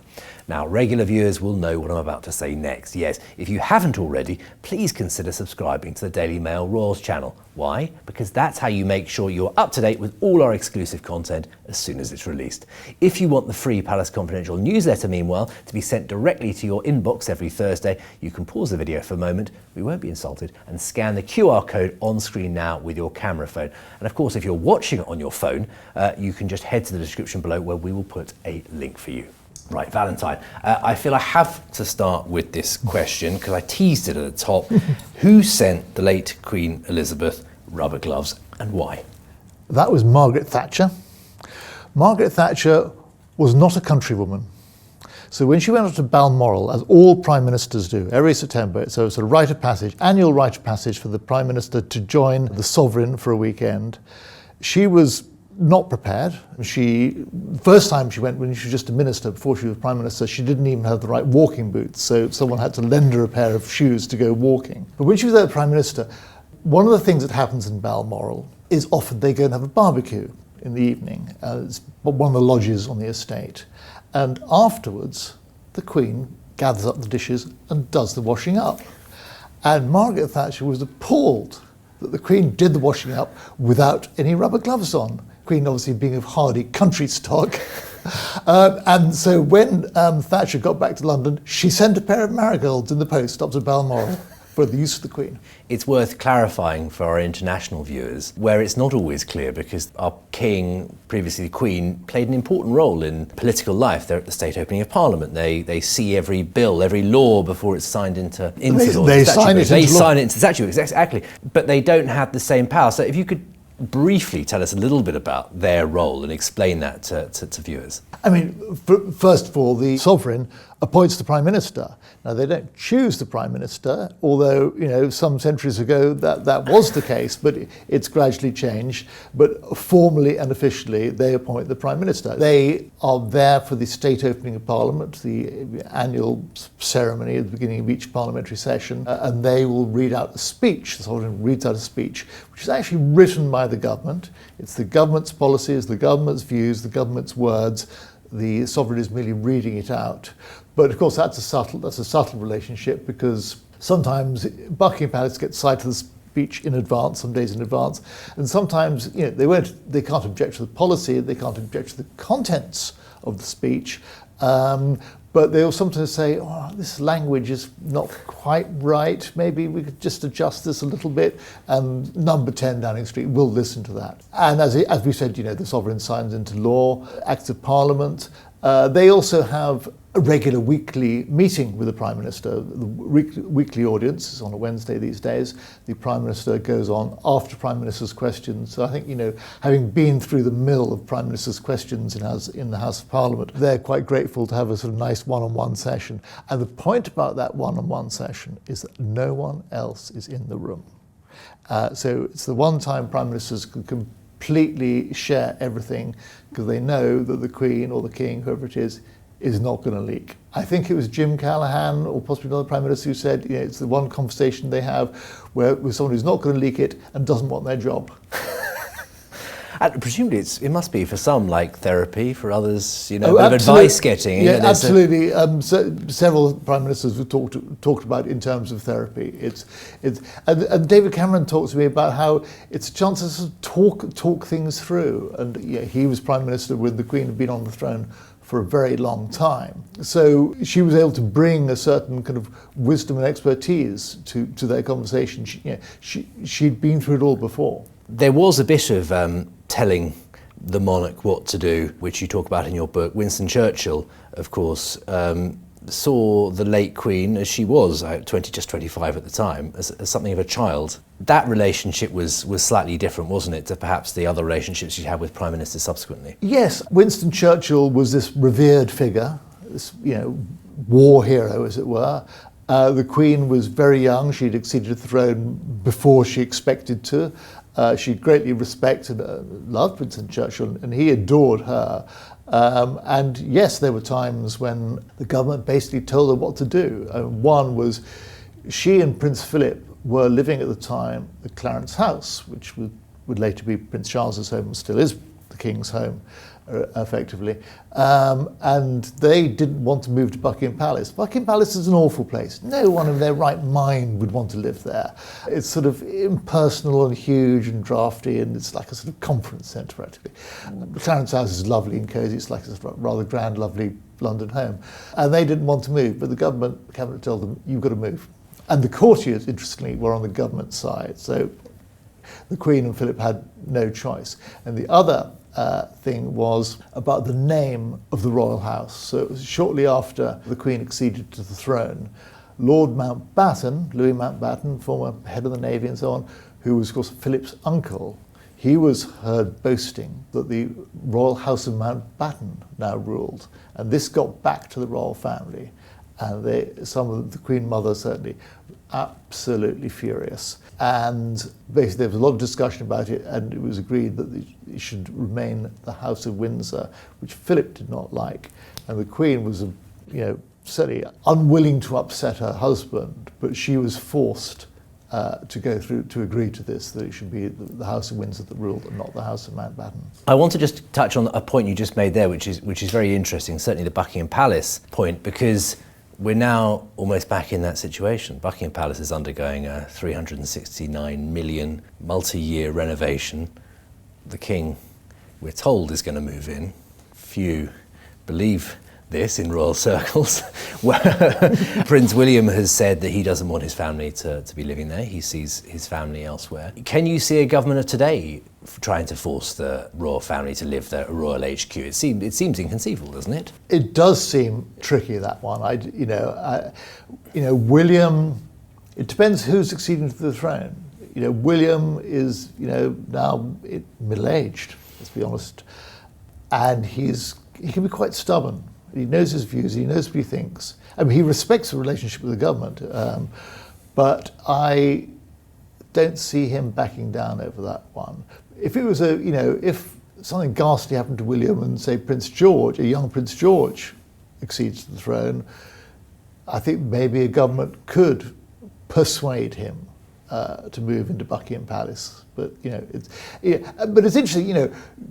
Can Buckingham Palace still maintain its aura as the sort of headquarters of the monarchy if we know that the monarch doesn't live there? But I think if sufficient banquets and so on are held there, if investitures are held there, if the officers are there, if the King and Queen wave from the balcony there, I think they can probably get away with it, but it's an interesting change in our national life. It absolutely will be. I want to get back to this you've mentioned. I mean, it goes through the books, that will be through our interview, I'm sure, that the fluid nature of the British Constitution. In 1962, then Queen Elizabeth objected to the Prime Minister of the day, Harold Macmillan, wanting to appoint a particular Deputy Prime Minister. Tell us about that bit. It was not the person who was going to be appointed Deputy Prime Minister. It was the fact of there being an official job of Deputy Prime Minister, which the Queen thought was unconstitutional. She thought it removed her prerogative, because if there's a Deputy Prime Minister and the Prime Minister resigns or dies or is ill or whatever and is no longer in the job, there would be the implication that the deputy steps up, and this would remove the Queen's prerogative, legal right, as it were, to appoint a Prime Minister herself. That's why the objection. There's also this sort of sense, I think, from your book, that obviously everyone wanted to put opinions onto the late Queen. They always wanted a sense that she thought one way or the other. But her relationship seemed to be guided more by personality than political when it came to her Prime Ministers. It wasn't necessarily one side or the other she favoured, it was the individual. I think that's true. I mean, she was once asked, I think by the Shah of Iran, whether she'd had more Conservative Prime Ministers or Labour Prime Ministers. And she said, do you know what, I don't know. Because she didn't really think of them as whether they were Conservative or Labour. She thought about their personality. So some she got on very well with, obviously Churchill, Harold Wilson. I think she got on pretty well with Jim Callaghan too. And there were others she got on less well with. I mean, Edward Heath. It was sticky. He had no small talk, Edward, very stiff. And Thatcher, famously, not the easiest of relationships. So it was definitely about the personal relationship, much more than the politics. You were talking to obviously former Prime Ministers. Did they still remain very guarded about what actually was said in these meetings? Did you find they were still felt a sort of sense, almost the omerta of what was going on? I think it slightly varies. John Major is very correct, betrays nothing of what happened. David Cameron has on occasion revealed certain things about his prime ministers. Yes, some more, Yes, I got into trouble for it as well. Unwittingly than others. But generally speaking, there's quite a strong omerta, yeah. You recount how one Prime Minister fainted not once but twice in front of the Queen. At least, if not more. Margaret Thatcher, obviously, presumably she suffered from low blood pressure, people do, and occasionally fainted.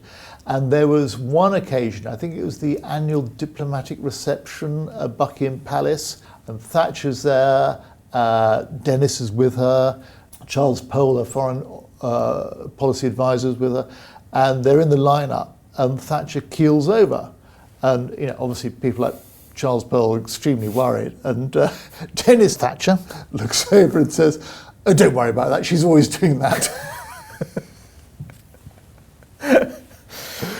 What was interesting, I think, about Thatcher is that, I think you say this in the book, it's the first time the Queen was encountering a Prime Minister, not only a woman, but also who was the same age as her. Exactly. Tell us a little bit about that relationship, because that's a sort of fascinating change to Queen. So she got on from having these more senior men, grown-up men, to having a woman her own age. That must have been quite a change. Yes, I mean, the point about their relationship is, in a way, that the least important part of it was the fact that Thatcher was a woman.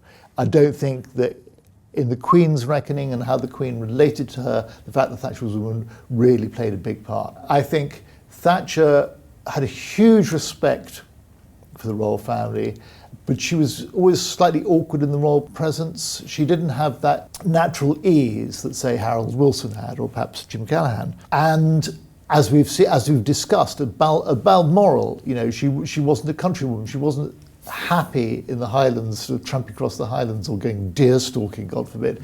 And the class system really was more profound and wide then, was it not? Yes, wasn't her thing at all. More important was their political differences. One was the Commonwealth. Margaret Thatcher had very little time for the Commonwealth, whereas the Queen absolutely loved it, thought it was incredibly important.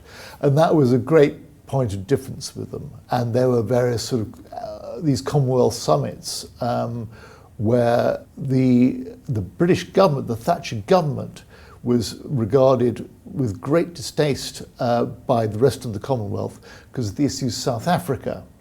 So the apartheid regime was in place in South Africa, and lots of people wanted sanctions against South Africa, and Thatcher refused to impose sanctions. She thought they didn't work. She thought they hit hardest the ordinary sort of working people of South Africa, but it made the government in international terms very unpopular, and the Queen did do her best to kind of broker that, and she, it was a sort of awkward time politically in terms of their relationship.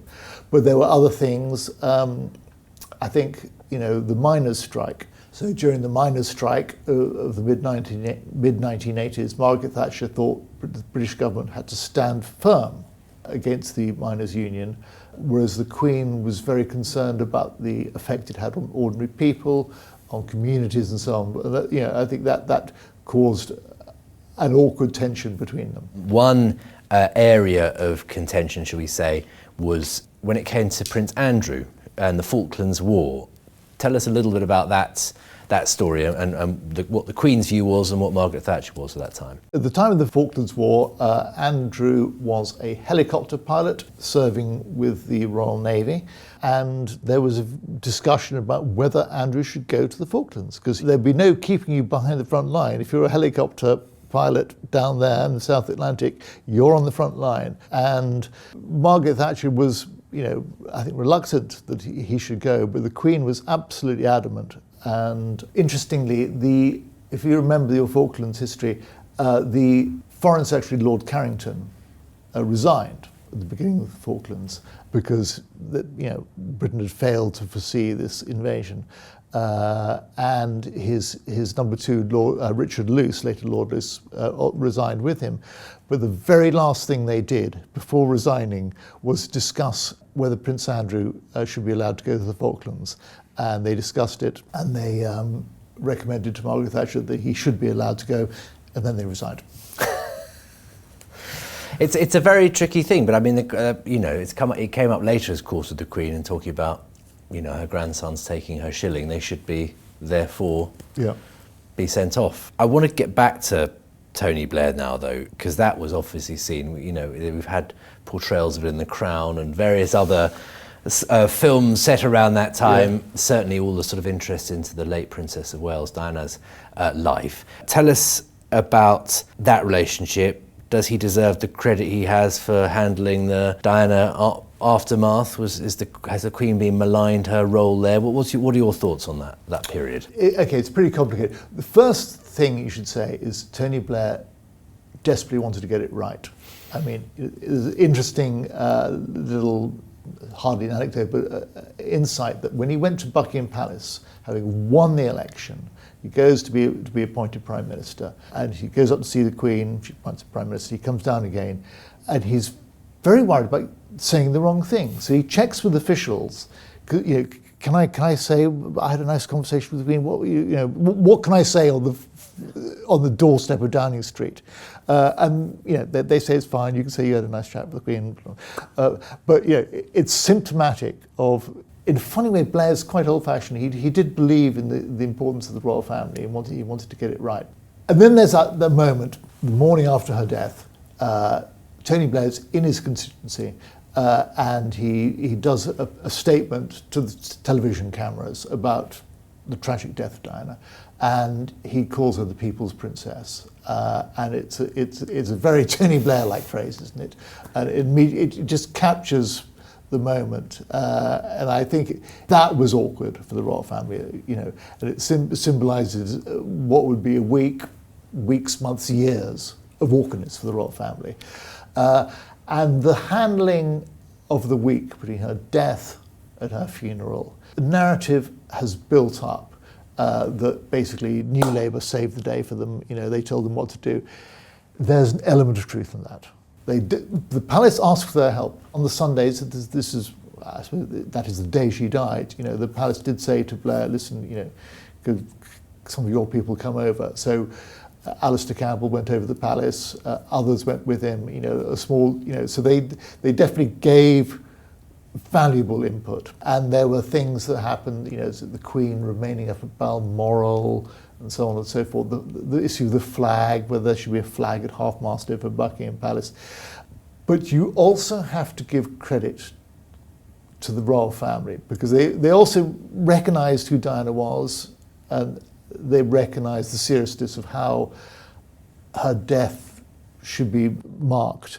And I think a lot of what happened at the funeral came from the palace, so that wasn't just the Blair government telling them what to do, it was also the palace. It was, and I think there's a certain amount of resentment in the palace that this story has built up. But it's also true that they did help them, they did help guide them, and it all got quite difficult in the middle of the week. And Tony Blair definitely thought the Queen should come round to London. He thought she should speak. But he felt he didn't know the Queen well enough. He didn't have that relationship. He couldn't really tell her. But he knew Charles better. So he spoke to Charles on the phone, and they had a conversation. And Charles agreed with everything that Blair said. So it's not Blair telling Charles what to do. They were in agreement. And then Charles spoke to the Queen. And then we know the rest. She did come down to London. It kind of saved the situation, really. And she walked with a crowd. The crowd was extremely sympathetic. And then she gave that address on television. And there was a compromise about the flag issue. So, you know. Briefly, I wanted just to ask you about some, shall we say, awkward footage of 1999, the Millennium Dome as it was then, celebrating the New Year, and the Queen and Tony Blair holding hands to sing Auld Lang Syne. Tell us a bit about this.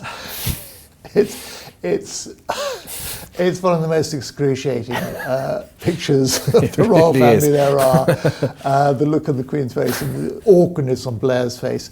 But the thing about that is that it was in the programme. Everyone knew that Auld Lang Syne was going to be sung at the end of the evening. But it got to the moment, and Blair thought to himself, oh God, what do I do now?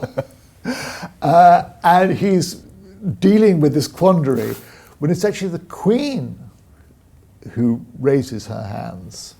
So the myth is built up that, as it were, Tony Blair grabbed the Queen's hand. No, the Queen realised there should be some hand-holding going on. She proffers her hand, but the curious awkwardness about it is, everyone else crosses hands for Auld Lang Syne, but for some reason the Queen didn't. So she's holding her hands out straight, so Blair held her hand. But when Blair got home that night, end of the long and disastrous evening, it was disastrous because so many of the VIPs were held up at security, I think it was, I can't remember. People. So all these important people, like newspaper editors, had to queue for ages to get in. They were all absolutely furious. They all thought the whole thing was a disaster. So at the end of this long and difficult night, Tony and Cherie are getting into bed, and Cherie said, "Well, I thought that was marvellous. It was such a lovely evening." Blair says, "All I can say, darling, is I'm very glad these millennia only come round once every 1,000 years." Well, it sounds like the Queen saved the day in a way, took charge of the occasion. Moving on to another world leader who she had to take charge of, did the Queen really tell President Obama to go to bed? No, she didn't. She got someone else to. So it's a banquet at Buckingham Palace. From memory, I think it was Obama's state visit, and so they've had the banquet. They're in the whatever room it is afterwards, having drinks, having a lovely time.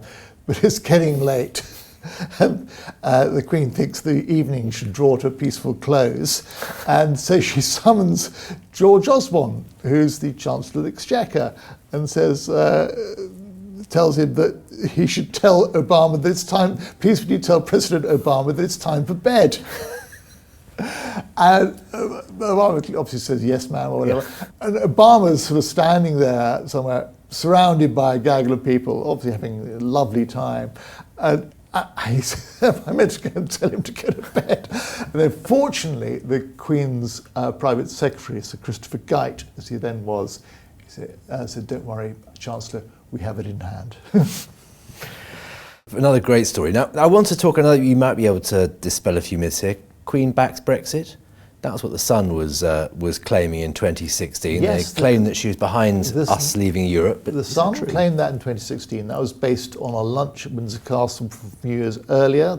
And the Queen had spoken apparently with venom and feeling about the EU. And I can't remember what her actual quote was, but the implication was that she was against Europe, and on the basis of that, The Sun had a headline, Queen backs Brexit. Now, interestingly, the Sun got in trouble with the press regulator because they ruled that the headline was not justified by the words in the article. So nothing the Queen said actually said that she backed Brexit. Anyway, I learned that during the months of the referendum campaign, the Queen spoke to a minister, and she said to him, or her, whoever it was, "I don't think we should leave the EU. Better the devil you know." This got back to David Cameron, who then had to decide whether to use it in their campaign, because clearly the Leave camp had no qualms about using the Queen, hence the Sun's front page. But Cameron thought it was not right, I think probably correctly thought it was not right to betray a private conversation with the Queen and a minister. But it's quite clear that the Queen was a reluctant Remainer. And if she'd had a vote, which she doesn't, but if she'd had a vote, she would have voted Remain. You reveal an extraordinary story, Valentine, about something that happened to a then young Camilla Parker Bowles, now Queen Camilla. Tell us a little about this. Yes, so this comes when Boris Johnson is invited for tea at Clarence House, where he's Mayor of London. He's already been and had a meeting with Charles a few weeks earlier. Not sure that went terribly well, not badly, but not terribly well either. And then Camilla apparently says, "Oh, he looks like fun, can we have him to tea?" So Boris comes over to tea with his press guy, Keto Harry. The previous time they'd gone by tube and they'd been late. Slight disaster. So this time they cycle over and they're just parking their bikes in the bike shed. When Camilla comes down, she said, "Well, they told me you'd cycled, I didn't believe them." Anyway, she grabs Boris, says, "You, me, upstairs." Keto Harry goes off to have tea with the private secretary. Boris comes down an hour later, absolutely full of joy, absolutely thinks Camilla's fantastic. They also get on terribly well. She tells him something extraordinary. Boris Johnson at the time was trying to set up some centres in London. I can't remember if they were rape crisis centres or sexual emergency, centres across the capital to do with assaults on women and helping them so on. And they get talking about that. And Camilla tells him that when she was a teenager, she was on a train going to London, and some chap basically starts molesting her, groping her, I think. And Boris says to her, "Well, what did you do?" And Camilla says, "Well, I did what my mother taught me. I took off my shoe and I whacked him in the nuts with a heel." And what some people believe, and I know Boris's press guy believes this, that that was the root of Camilla's interest in campaigning against sexual violence against women. I don't believe that. I think that sort of kind of trivializes it. I think it's a much more deep-seated and well thought through campaign of Queen Camilla's. But it was an upsetting incident, and it happened too often. That sort of thing happened too often then, and happens too often now. I don't think it scarred Camilla for life. I don't think she's haunted by it. But what's splendid is the robust way she dealt with it. We can only admire. Absolutely, another admirable tale about Queen Camilla. To Megxit now. What was the political implication of that, and what would that have involved when it came to working between the royal family and the government? Well, politically, it was an interesting example of which they're dotted throughout history of the royal family turning to the government to help them in times of personal family crisis. It happened in Victoria's time. She got Palmerston to try and talk to her son, the future Edward VII, who was leading a pretty rackety life at the time. It happened when Ramsay MacDonald was Prime Minister. George V tried to get him to stop the then Prince of Wales, future Edward VIII, who abdicated, to stop riding in point-to-points. It was rather dangerous. Ramsay MacDonald had a go, but fell on deaf ears. Yeah. So there are these instances of with the royal family in desperation because they can't solve some personal family crisis of turning to their prime minister or another minister perhaps. And when Megxit happened, allegedly, according to Boris Johnson, he was asked by someone, he doesn't say who, but asked by someone to try and intervene with Harry and Meghan to stop them going. And he's at some event which Harry is at, and they go off into a side room and, you know, have a private chat for about 20 minutes. We know they do because this was recorded at the time, the fact they had a private chat. Of course, at the time, we didn't know what the chat was about. Obviously, Boris's words had no effect whatsoever, and we can't be surprised by that because it seems like a pretty perfunctory effort and pretty pointless, and Harry and Meghan were set in their ways. But interesting example of the interplay between the royal family and the political sphere. Sticking in these slightly controversial waters, as it were, 2021, as I mentioned earlier, you broke the story of the bullying allegations that had come from staffers within the palace who were working for Meghan Markle, which she's always denied.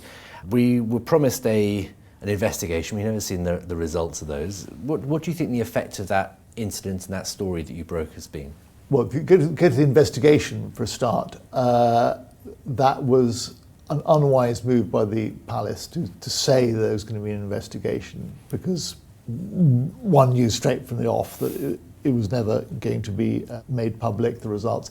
And also, I think it was very limited in its remit. I think it was all about how the kind of palace functions in terms of how you deal with complaints. It was not about, was Meghan a bully? Did Meghan bully her staff?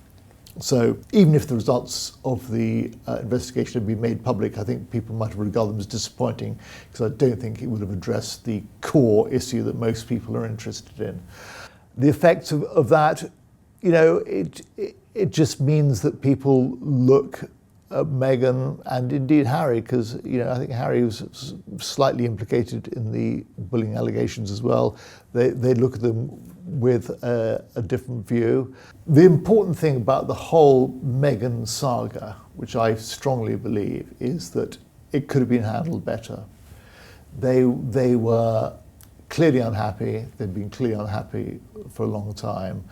And I think the palace machinery, the senior elements, as it were, of the palace machinery failed to recognise this early on and failed to do anything about it.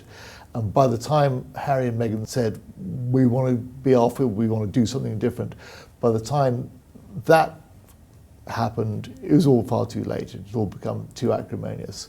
And one only hopes that the palace has learned its lesson since then. In the same way that, you know, they learned their lesson about Diana. You know, I think they didn't welcome Diana in quite the way they should have done. They tried, but they pretty cack-handed about it. And I think we saw that they made a much greater effort with Meghan when she came along to welcome her into the warm embrace of the royal family and try and accommodate her and try and react to her needs.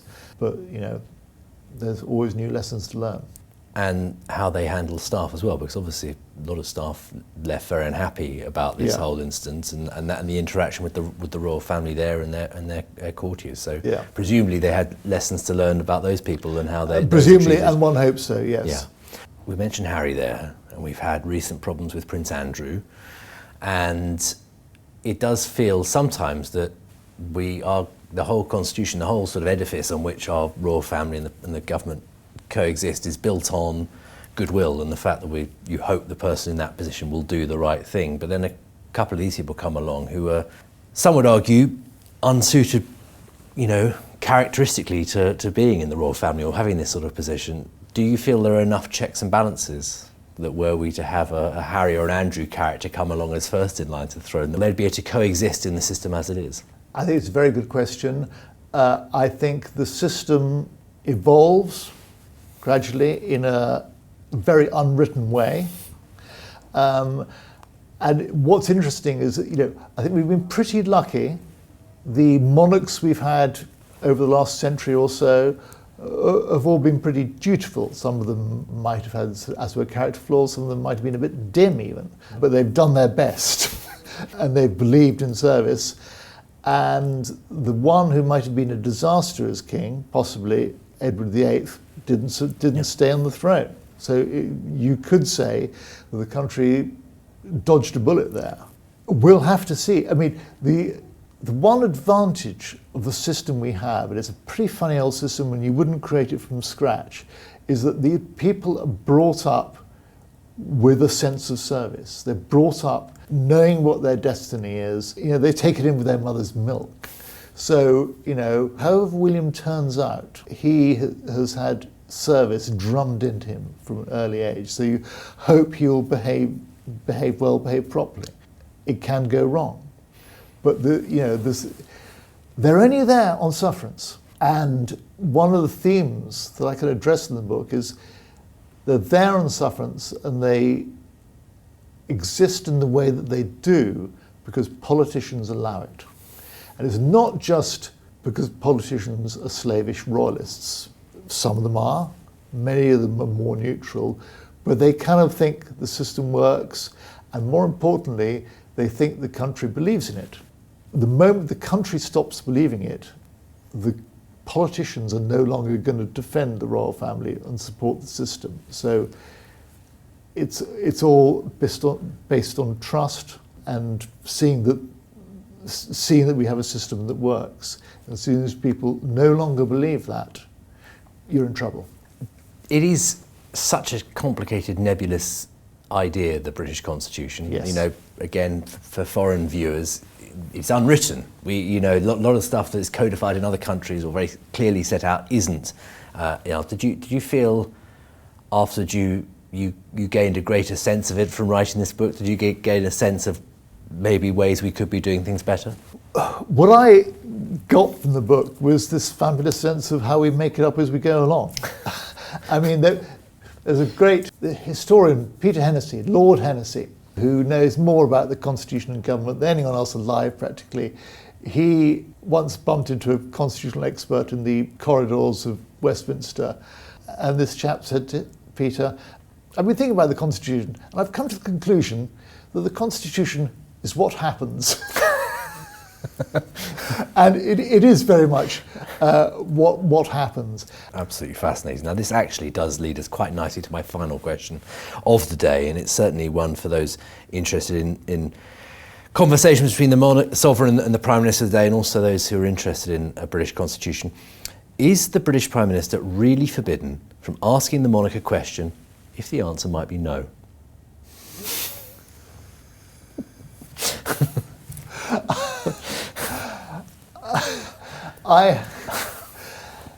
That's a constitutional nicety I don't really feel qualified to answer, but I think surely not. It has been just great talking to you, Valentine. Thank you so much for coming on. For our viewers and listeners at home, we will put a link to Valentine's brilliant new book, Power and the Palace, in our description below. You can pre-order it there. It's absolutely worth it. Really, really fascinating if you're interested in all things royal and British political too. A reminder too that you can sign up to the free Royal newsletter by going to the on-screen link or by using your phone camera to scan the QR code that you'll find on screen now. A reminder that's also going to be in the description below if you're watching this on a phone. And if you love Palace Confidential, of course you do, then you'll love that newsletter. Thank you again to my very special guest, Valentine Low, and we'll see you soon. Goodbye.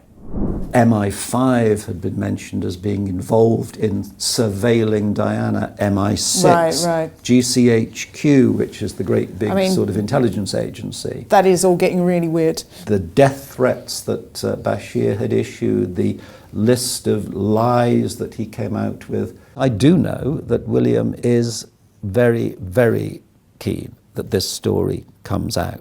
Was Princess Diana convinced that her husband Charles was plotting to kill her? What lessons can Prince Harry learn from his own mother about being manipulated by a false confidant? And is Prince William right to brand Diana's Panorama interview as failing not only his mother, but his entire family? And what does he mean by having his people on the case?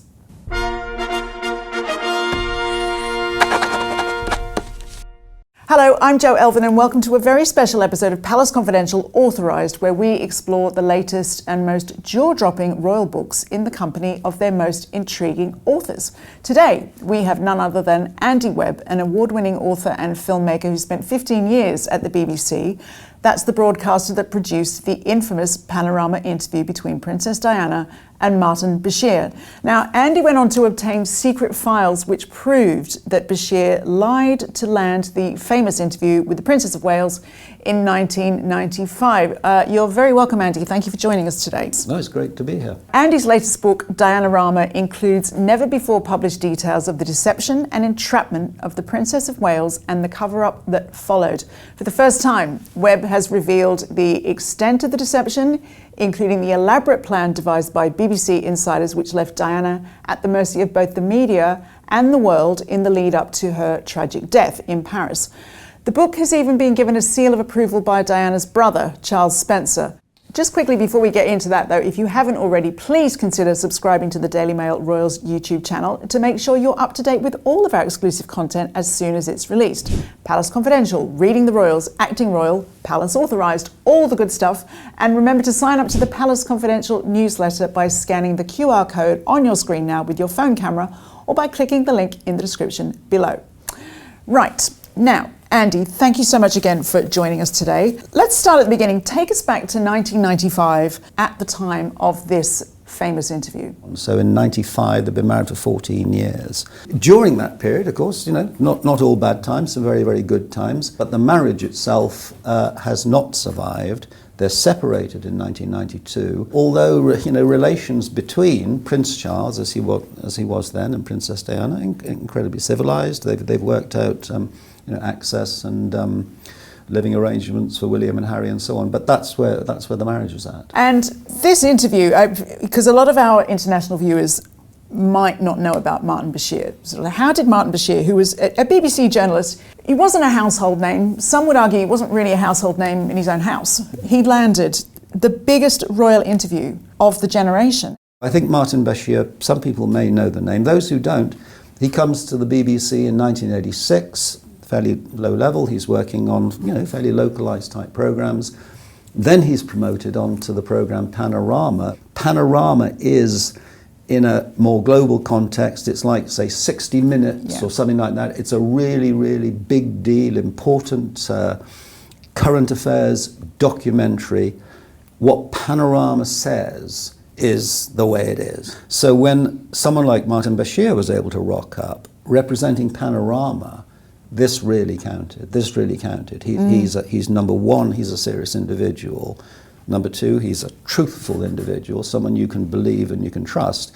But also what is then going to appear on Panorama is, by definition, very, very substantial. You're not going to have stuff on Panorama that doesn't count. Yeah, it's not being called by the National Enquirer. It's a massive, respected institution. It is. And it's interesting to reflect that before Diana said yes to this unknown, as you say, a relatively unknown guy, she had been approached been approached by people like Oprah, by, at the time, Barbara Walters, who was an absolute A-list interviewer. Other name, David Frost, was been chasing her. So people like that had all, I think Barbara Walters in particular, she'd had lunch at Kensington Palace with Diana and worked really, really, really hard to try and get her in front of the camera, which makes it so kind of bizarre that this person from nowhere was able to get her, and raises the questions, well, how? Yes. What did he have to say to her? And well, it's fair to say that the suspicions of how Martin Bashir scored this so-called scoop of the century were there right away, weren't they? And within 2 days, centering around that graphics designer. Matt Wiesler. Yeah, absolutely, because the graphic designer had been tasked by Martin Bashir to produce these 2 bank statements.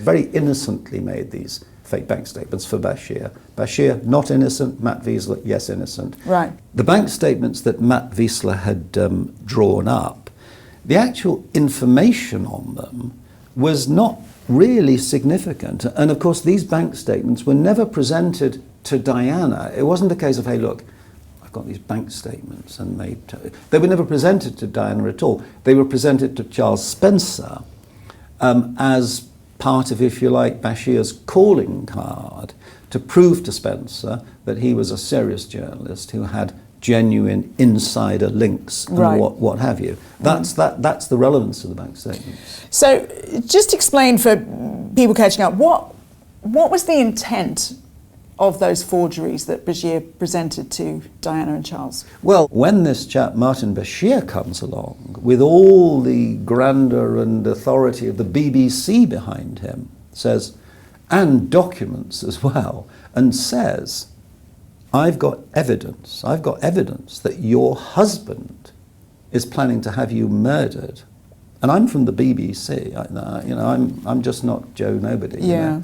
So that's where Diana was put into before she agreed to do this interview. It's just extraordinary evil, isn't it, to play with someone's mindset that way? Of course it is, yeah. And we'll get to this later, but you write that William, quote unquote, has people on the case looking into the cover-up of Bashir's lies. But why have you written this book, and why now? As long ago as 2007 now, I began to look at this really quite seriously and was putting direct questions to the BBC under freedom of information, whereby the law says you must be given certain documents, asking certain questions. And the BBC, I was looking for a kinder word than lied, but there isn't a kinder word. They just lied. They said, I said, have you got documents on this, inquiries into what happened after the interview? I said, no such documents exist. In black and white, I've still got their reply. It was a lie. There are lots and lots of documents. So it was when I became aware of those sorts of things that the BBC, who we all have in Britain and maybe even wider too, huge respect for, once you realise that trust in, exactly. That once you realise that they are prepared to lie through their teeth about what's happened, then you do realise that, this is kind of important. But also as a journalist, I certainly am not prepared to be made a fool of. Do you know what I mean? And if people are going to tell me stuff that's patently untrue, then I'm going to stay with it and stick with it. Well, let's talk about, because in 1995, right after the interview aired, there were 2 suspicious break-ins involving 2 people who knew about the Bashir forgeries. So who knew they knew, and who therefore was behind those break-ins? Well, they're very, very good questions. The 2 break-ins you're talking about are Matt Wiesler, who was the graphic designer. The other person who suffered, experienced a burglary, is the producer, a chap called Mark Killick. And yes, so Matt Wiesler's flat is broken into.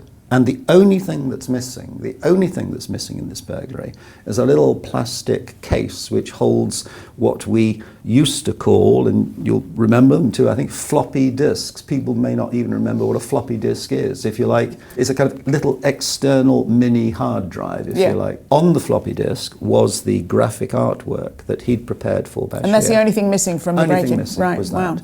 And I think a matter of days later, Mark Killick's house on the western suburbs of London was broken into.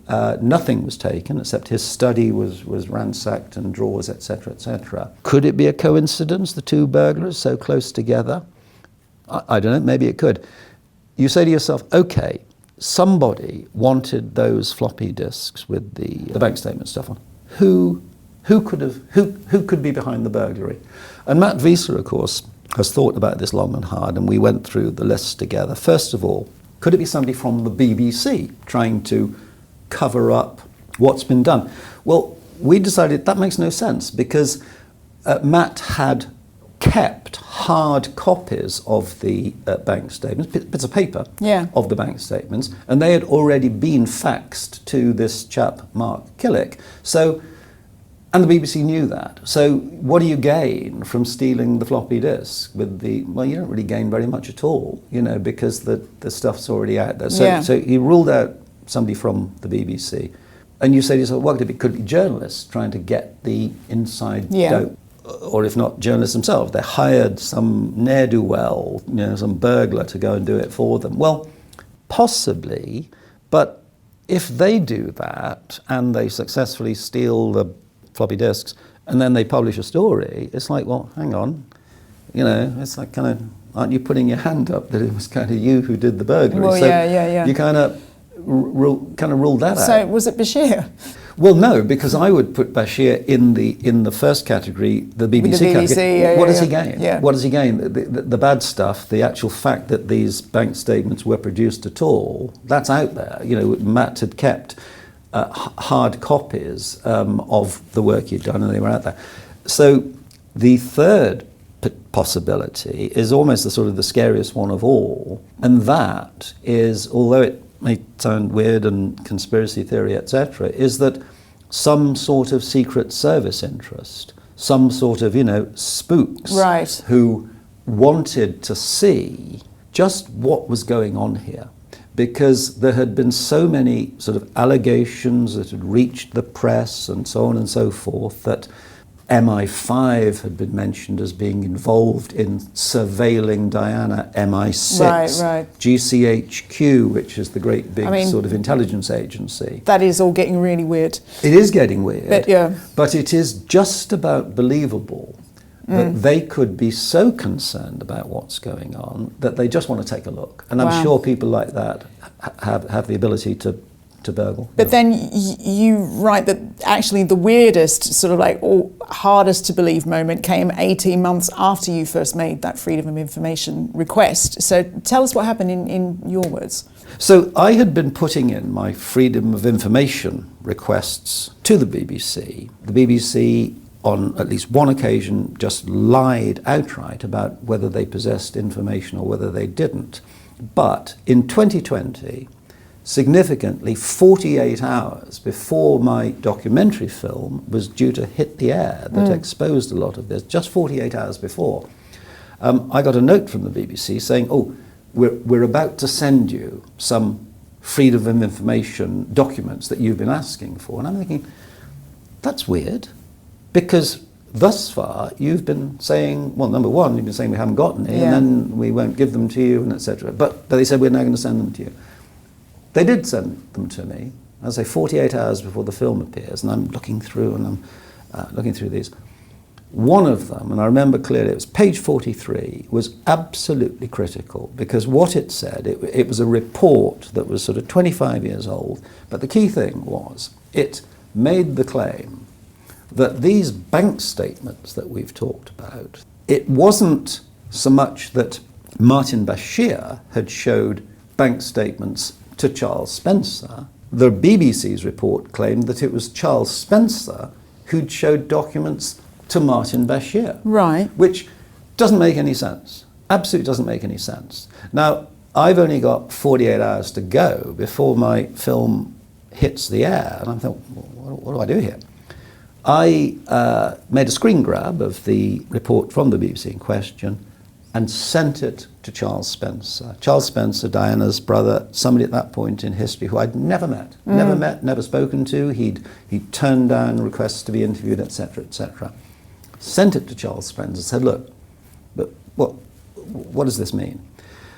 A short time later, the phone rings and it's Charles. And it was quite extraordinary. We talked for more than 40 minutes, and in that 40-minute phone call, he outlined the whole of the terribly, terribly sort of scandalous story, which we're familiar with to a degree now. The death threats that Bashir had issued, the list of lies that he came out with. And the important point was that Charles had kept detailed notes from these. And you weave these through the book, don't you, with all his meetings between Diana and Bashir? Yes, exactly, exactly, yes. I mean, Bashir first comes to Charles Spencer at the huge stately home, presenting his fake bank statements with a view to convincing Charles that he should trust him. Yeah, but also some mad claims. Really outlandish stuff. Which one were you most shocked by? Well, most shocked by would be the sort of claims that Prince Charles, as he was then, King Charles, as he is now, was planning to murder Diana. I mean, that's pretty shocking. Alexandra Pettifer, better known, Tiggy Leg Burke. She was the nanny back in 1995, at the time, a hugely important figure in this story, because Martin Bashir had alleged that Prince Charles wanted to marry Tiggy Leg Burke, the nanny, and for that reason he wanted to have Diana killed and indeed Camilla killed. Some of the others were just really quite extraordinary. Prince Edward, Bashir claimed, had AIDS and was being treated at one of the big London cancer hospitals. One of them that was utterly bizarre was that Prince William, who would then have been 13, had been given a watch, a kind of James Bond type watch, which could record conversations. Do you think that Diana believed these claims? And where was Charles Spencer's head with all of this?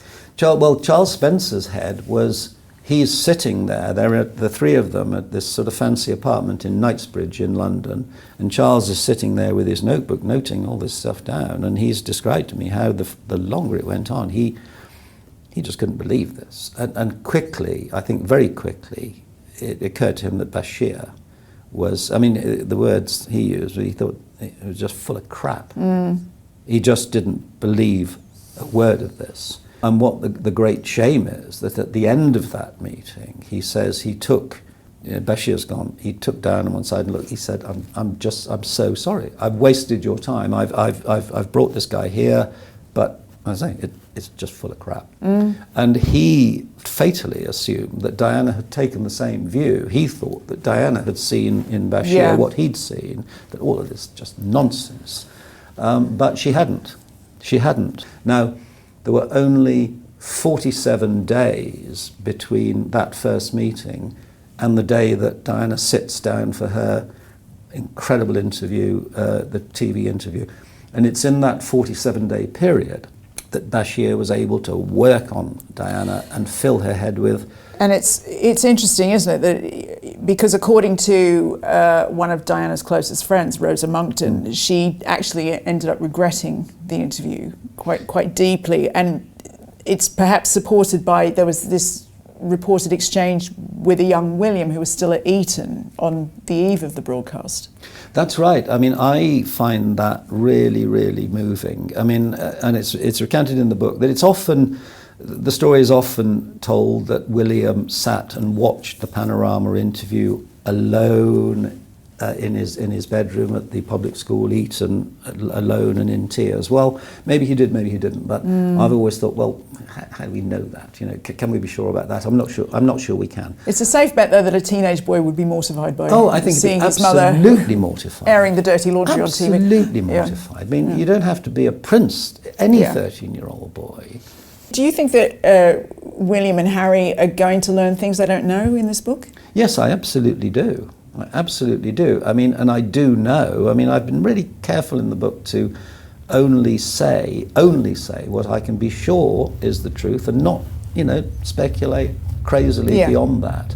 But I do know that William is very, very well aware of this book being written and is very, very keen that this story comes out. Yeah, because I can imagine. He was 13 when he saw this interview with his mum. Within 2 years, his mum's dead, and he knows that the BBC had a chance at a certain point during that 2-year period. They had a chance to go to his mum and say to her, "Look, Your Royal Highness, we're terribly sorry to have to tell you that this guy who works for us, Martin Bashir, he's a fantasist. He's a fantasist. These things he told you about, your husband trying to murder you and all this, just not true. Just not true." And they didn't do that. They didn't do it. They didn't do that. And the heartbreak for him, as I say, it doesn't matter whether you're a prince or anybody else, the heartbreak for him is to consider, well, what if they had? What if they had done the right thing and gone and briefed his mother? Would her life have followed the course it did? And so I've spoken to Charles Spencer, her brother, about this. I've spoken to Patrick Jeffson, who was her private secretary for 8 years, knew Diana extraordinarily well, and said to them, look, how thick is that line from the Panorama interview to Paris, the tunnel where her car crashes and she's dead? How definite is that line and how thick is it?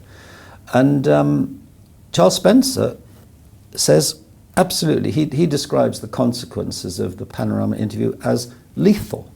Now, that isn't to say that the drunken driver of the Mercedes, he wasn't working for the BBC. When you say to yourself, would Diana have cast off all the people that she trusted, all the royal protection of... I mean, we hear Prince Harry of late making huge demands for royal security and proper protection and so on and so forth. Diana, because the idea had been put in her mind that she couldn't trust any of these people, they'd all been cast aside. Who is looking after her in Paris? Well, it's this Mickey Mouse ramshackle security operation of Mohammed Al-Fayed with drunken drivers, etc. And she's dead. And it's that sort of thing that so Charles Spencer is in no doubt at all. That is the heartbreak. Indeed. And William, we actually do have a quote. We have William's own words on what he feels about this, which is in the book, and I brought it here because Sure. I want to get it absolutely right. So on May the 20th, 2021, that's the day that the official report into this appears by Lord Dyson. The report appears, and people may well remember that William decided, obviously off his own bat, to appear on television and deliver this statement straight to camera. And I saw that and, wow. But the key bit in that for me is this, and he says, what saddens me most is that if the BBC had properly investigated the complaints and concerns first raised in 1995, my mother would have known, so Diana would have known that she'd been deceived. Yeah. She was failed not just by a rogue reporter, so it's not just Martin Bashir, he says, but by leaders at the BBC who looked the other way. So, to me, could it be any clearer? Yeah. There is Prince William saying, look, this is what saddens me most. Diana would have known, and it's not just the rogue reporter, it's the leaders at the BBC who look the other way. Well, and you also write that William has people on the case. What do you mean by that? The people on the case, what are they trying to do? They're trying to find out for William. They're trying to find out exactly what happened back in 1995 at the time of the interview, exactly what happened in 1996 at the time that the BBC, and we can say covered it up because that is one of the phrases used by Lord Dyson. He wants to find out what happened then, and he also wants to find out what's been happening more recently on occasions when the BBC have had a chance to be open and honest and they haven't. That's what he wants to find out. It's just so awful. I mean, when you say that, the sort of the things that he did like that, did Martin Bashir break the law?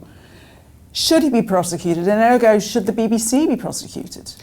Well, again, very, very good questions. Did Martin Bashir break the law? Well, in what respect? I mean, the simple, most apparently obvious way would be, did he commit the crime of forgery? It sounds very, very much like forgery to me, but that's not the point. I went to a barrister who's a specialist in forgery and fraud cases and explained the circumstances. And, well, his answer was it fits absolutely all the criteria to draw upon yourself a forgery prosecution. As we know, these decisions are made by the Crown, well, they're obviously influenced by the police, whether they decide to investigate, and then the Crown Prosecution Service will make a decision. No decision has been made to prosecute.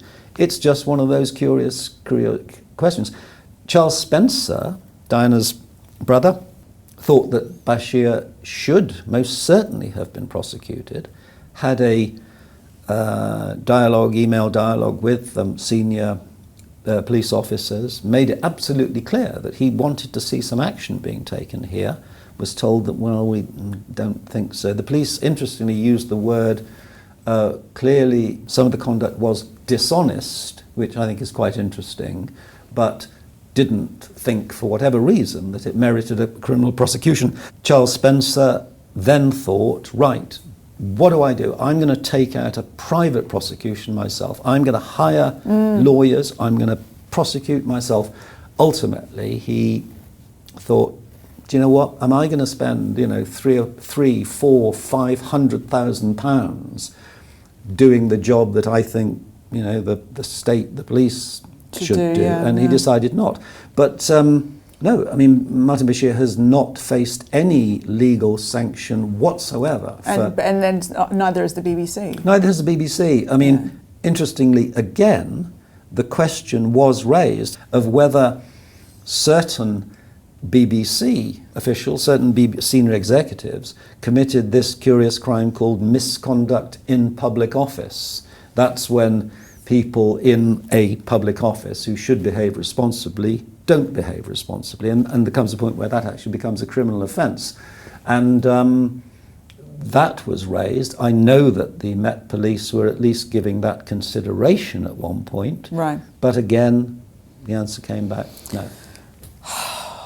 This book is, as you can gather, explosive. Thank you so much for quite a harrowing subject, a harrowing interview, and thank you to our viewers for tuning in. If you are intrigued by Andy's book, Diana-rama, then head to the description below to order a copy for yourself. And while you're down there, you may as well sign up to our free newsletter. If you love exclusive royal content like this, then I promise you will love the newsletter. It's just time to say thank you again to my very special guest, Andy Webb, and we will see you soon. Bye-bye.